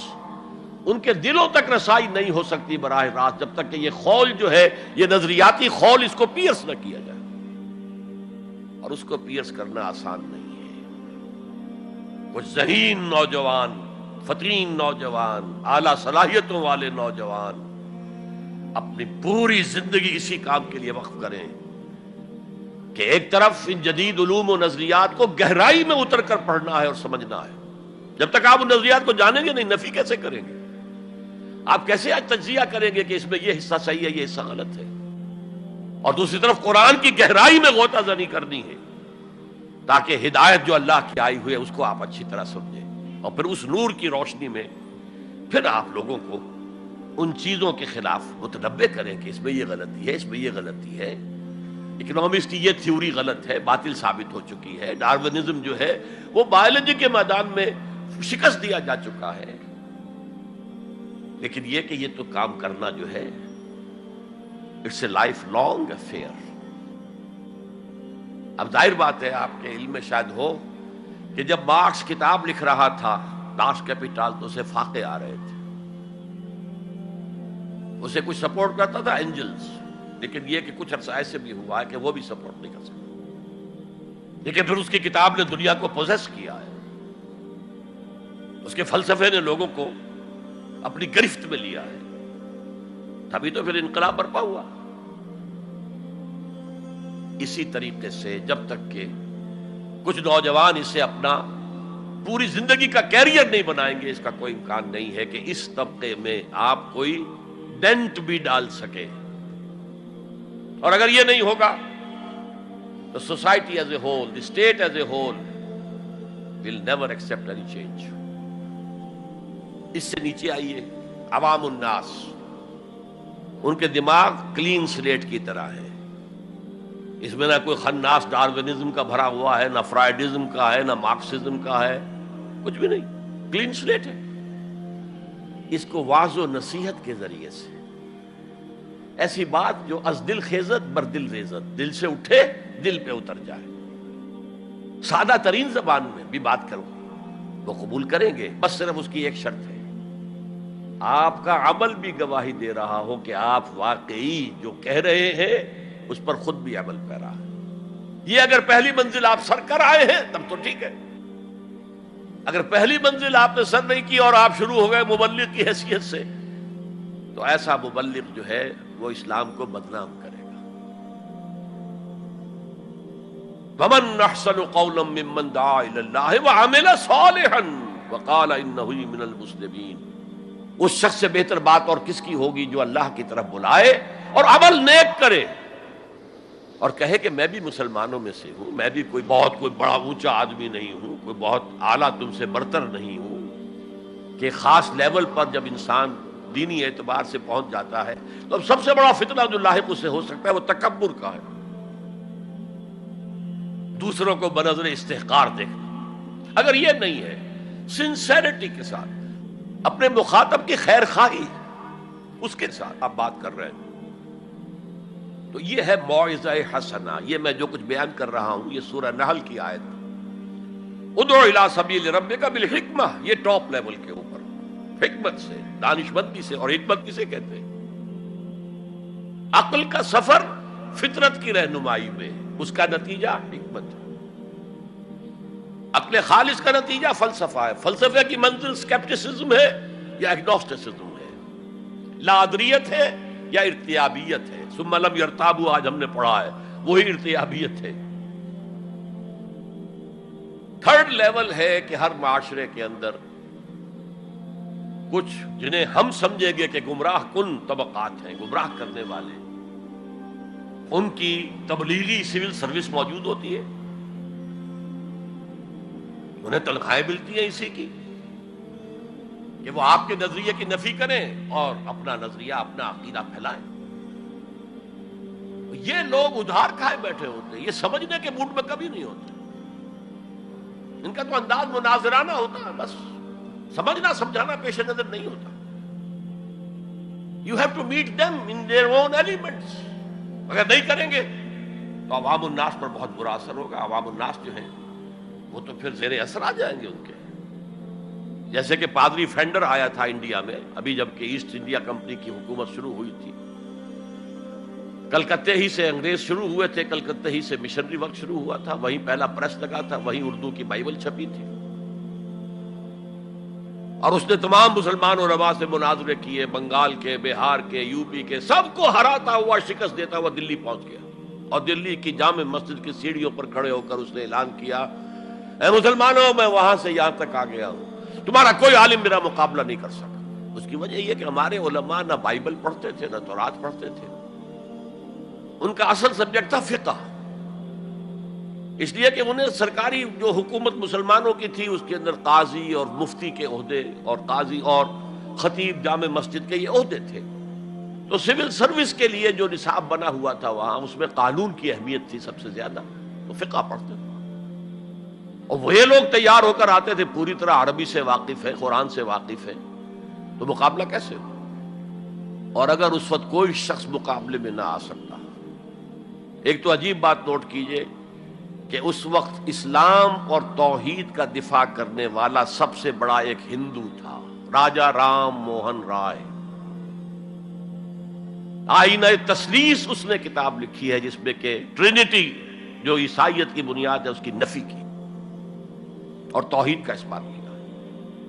بہرحال پادری فینڈر کے مقابلے میں کوئی اگر نہ آتا تو کیا اثر ہوتا علماء پر؟ ویسے ہمیں انگریزوں نے فتح کر لیا، ہمارے مذہب کو عیسائیوں نے فتح کر لیا، لیکن اللہ کا فضل ہوا، کرم ہوا. ضلع مظفر نگر کا ایک قصبہ کیرانہ ہے، مولانا رحمت اللہ کیرانوی رحمت اللہ علیہ وہ میدان میں آئے، انہوں نے شکست فاش دی فینڈر کو، بھاگ گیا ہندوستان سے. تو یہ جدال اس کو قرآن کہتا ہے، مناظرہ نہیں، عام لفظ استعمال ہوتا ہے مناظرہ، قرآن کہتا ہے مجادلہ. لیکن اس کے لیے بھی کیا کہتا ہے؟ جدال بھی کرو تو خوبصورت طریقے سے، گالم گلوچ نہ کرو، لوگوں کی توہین نہ کرو، ان کے جھوٹے معبود ہیں تو انہیں گالیاں مت دو، شریفانہ انداز میں بات کرو. یہ 3 لیولز دعوت. ظاہر بات ہے کہ اس طرح کے مناظرے کے لیے بھی اسپیشل ٹریننگ کی ضرورت ہوتی ہے. اگر آپ ان مذاہب کی گہرائی میں نہیں اترے ہوئے، ان کی تاریخ کی جو ہے پورا پس منظر آپ کو معلوم نہیں، ان کے اسکرپچرز کو آپ نے نہیں پڑھا ہے، تو آپ کیسے کریں گے مناظرہ؟ تو یہ 3 سب لیولز ہیں دعوت و تبلیغ کے، جہاد کے، جس میں جان بھی لگتی ہے، مال بھی لگتا ہے. ایک ادعو الی سبیل ربک بالحکمہ for the elite, intellectual elite, والموعظۃ الحسنہ فار دی کامن ماسز، وجادلہم باللتی ہی احسن، اور جدال اور مجادلہ کرو ان کے ساتھ، لیکن بہت عمدہ طریقے سے، خوش اسلوبی سے. اس میں تہذیب ہونی چاہیے، شائستگی ہونی چاہیے. اگر وہ کہیں اس سے نیچے گر رہے تو مت گرنا. 2 لیولز اور 6 سب لیول ہو گئے. اب آئیے اس کا چوٹی کا جہاد ہے نظام کو بدلنا. مارکسزم کو مانا ہے تو فرض ہے کہ کمیونزم نافذ کرو. یہ سخت ترین مرحلہ ہے، اس لیے کہ ظاہر بات ہے کہ خلا تو کہیں ہے نہیں، کوئی نہ کوئی نظام تو ہے، اور وہ نظام اپنے آپ کو ڈیفینڈ کرتا ہے، وہ سٹیٹس کو وہ چاہتا ہے. اس کے ساتھ جو پریویلیج کلاسز ہیں وہ چاہیں گی نظام یہی رہے. اسی کی شاخوں پر تو ہمارے آشیانے بنے ہوئے ہیں، ہمارے گھونسلے، ہمارے مفادات پر زد پڑ رہی ہے. Grid up your lines, resist them. یہ معاملہ ہے جس میں تصادم آتا ہے. نظام تصادم کے بغیر نہیں بدل سکتا. دعوت کے ذریعے آپ سلیم الفطرت، سلیم العقل لوگوں کو کھینچ لیں گے، لیکن لاتوں کے بھوت باتوں سے نہیں مانتے. جن کے ویسٹڈ انٹرسٹ ہے وہ نہیں چھوڑیں گے. ان میں سے بھی ہو سکتا ہے نکل آئے. ابو بکر صدیق انہی میں سے تھے، عثمان غنی انہی میں سے تھے، لیکن نکل آتے، لوگ نکل آتے. لیکن اکثریت ان کی وہ ڈٹ جاتی ہے. گارڈ اپ یور لائنز، اپنے مفادات کا تحفظ کرو، بچاؤ اپنے مفادات کو. تو تصادم بیکمز انیویٹیبل، انیویٹیبل، انیویٹیبل. اس تصادم کی بھی 3 سٹیجز ہیں. وہی میں نے کہا تھا نا، 3 سب سٹیجز ہر سٹیج پر. پہلی یہ ہے جسے پیسو ریزسٹنس کہا جائے گا. ظاہر بات ہے کہ کانفلکٹ تو انقلابی لوگوں نے پیدا کیا ہے نا. معاشرہ تو بس رہا تھا، غلام اپنے قسمت پر شاکر و صابر تھے، قربا کہتے تھے ہماری تقدیر ہی یہ ہے، ٹھیک ہے، اسی لیے تو مارکس نے کہا کہ یہ اوپیم آف دی ماسز ہے مذہب۔ اس نے کانفلکٹ کس نے پیدا کیا؟ جس نے کہا یہ غلط ہے، یہ نظام صحیح نہیں ہے، یہ ریپریسو ہے، یہ ایکسپلائٹیٹو ہے، یہ ڈسکریمنیٹو ہے، اس میں تقسیم دولت کا نظام غلط ہے۔ ایک طرف ارتکاز دولت ہے، دوسری طرف احتیاج ہے، بھوک ہے، مفلسی ہے، قلاشی ہے۔ جو یہ کہتے ہیں تو گویا کہ ایک تالاب پرسکون تھا، اس نے پتھر تو آپ نے مارا نا، اب جو لہریں اٹھیں گی تو be prepared to face the music. چنانچہ اور مارو ان کو قتل کرو، ان کو جیلوں میں ٹھونس دو، ان کو یہ کرو، ان کو وہ کرو۔ اس سارے معاملے میں پہلی سٹیج ہوگی اس نظریاتی اور نظام کے تصادم میں ٹیک آل پرسیکیوشن وداؤٹ اینی ریٹیلیشن۔ اگر آپ وائلنٹ ہو گئے فرام دی ویری بگننگ تو جو پاور اس وقت ہے موجود، جو نظام ہے اس کو ریپرزینٹ کرنے والی جو حکومت موجود ہے، وہ آپ کو کرش کر کے رکھ دیں گے۔ You have to buy time. اور اس کے لیے کیا ہے؟ وہ تمہیں مارے تم جواب نہ دو، وہ گالی دے تم انہیں دعائیں دو، وہ پتھر مارے تم پھول پیش کرو۔ ادفع باللتی ہی احسن، بہترین انداز میں دفاع کرو۔ اسے کہتے ہیں پیسو ریزسٹنس۔ حضور کی سیرت میں پورے 12 برس یہ حکم تھا، this was the order of the day, no retaliation whatsoever, no raising of hands even in self defence. اور یہ میں آپ کو بتا چکا ہوں، مہاتما گاندھی نے کہا، سرحدی گاندھی عبد الغفار خان سے، کہ میں نے یہ عدم تشدد جو ہے، تشدد کا جواب تشدد سے نہ دینا، یہ میں نے سیکھا ہے حضرت مسیح سے اور حضرت محمد سے صلی اللہ علیہ وسلم۔ حضرت مسیح کی زندگی پہلی سٹیج ہی پر تک رہی، آگے کی وہ مہم چلی ہی نہیں، اس لیے کہ آپ کو ریسپانس ملا ہی نہیں۔ کہتے ہیں کل 72 آدمی ایمان لائے تھے ان پر، اور ان میں سے بھی 12 تھے جو ان کے مخلص ساتھی تھے، حواریین تھے، ہر وقت ساتھ رہتے تھے، اور ان میں سے بھی ایک وہ تھا جس نے غداری کر کے گرفتار کرایا ہے، ان کی اپنی روایت کے مطابق۔ اس کو چھوڑیے، تفصیل میں نہیں جانے کی ضرورت نہیں۔ تو بہرحال اس سے اگلی سٹیج کیسے آتی ہے؟ دعوت وہ دیتے رہے، دعوت دیتے رہے، وعظ کہتے رہے، یہ سب کچھ کرتے رہے، سیکنڈ سٹیج تک رہے، تھرڈ سٹیج تک تو جب تک کہ قوت حاصل نہ ہو you can't proceed. If there's no response, you can't go forward۔ لیکن یہ کہ حضور کی زندگی میں اگلی سٹیج آ گئی، ساتھی آئے، انہیں مارے کھانی پڑی، دہکتے ہوئے انگاروں پہ لٹایا گیا، جانوروں کی لاشوں کی طرح ان کی گردن کے اندر رسیاں باندھ کر انہیں گھسیٹا گیا گلیوں کے اندر، سب کچھ ہوا ہے، برداشت کیا، انہیں قتل بھی کیا گیا۔ حضرت سمیہ، حضرت یاسر پہلے مقتولین ہیں، میاں بیوی رضی اللہ تعالی عنہما، سب کچھ ہوا ہے، برداشت کرو، اسبرو، صبر کرو۔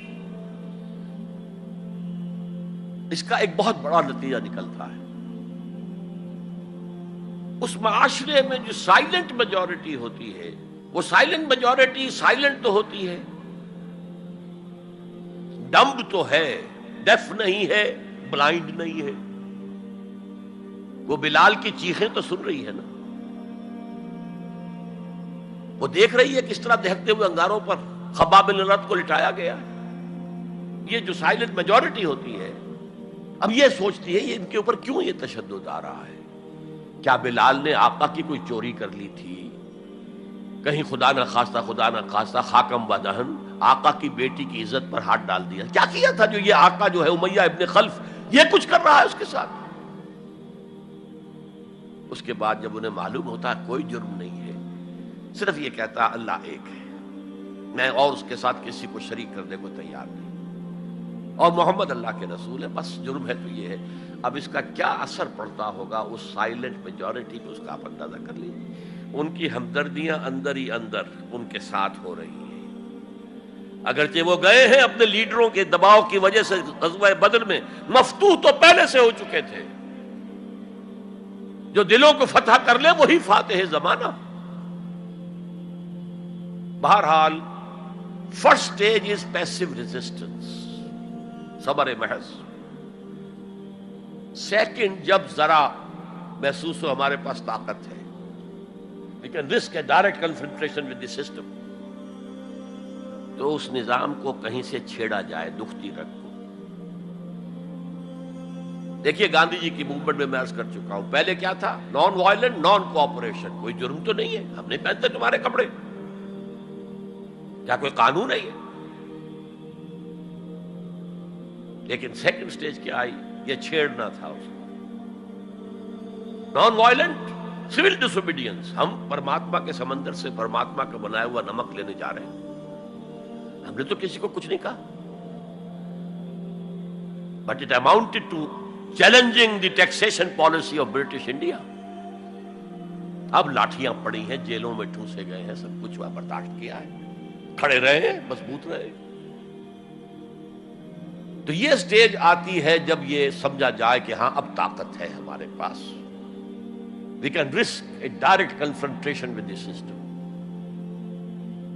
اس میں حضور نے کیا کیا تھا؟ مدینے میں جا کر آپ نے 6 مہینے لگائے تھے، 3 کام جن سے کہ اپنی پوزیشن کنسولیڈیٹ کی. مدینے میں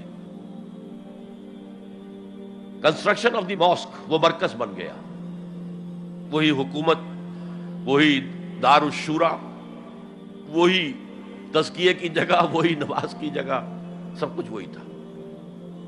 دوسرے، ایک انصاری ایک مہاجر، بھائی بھائی، تاکہ یہ 2 فیکشنز علیحدہ علیحدہ نہ رہیں، انٹیگریٹ ہو جائیں.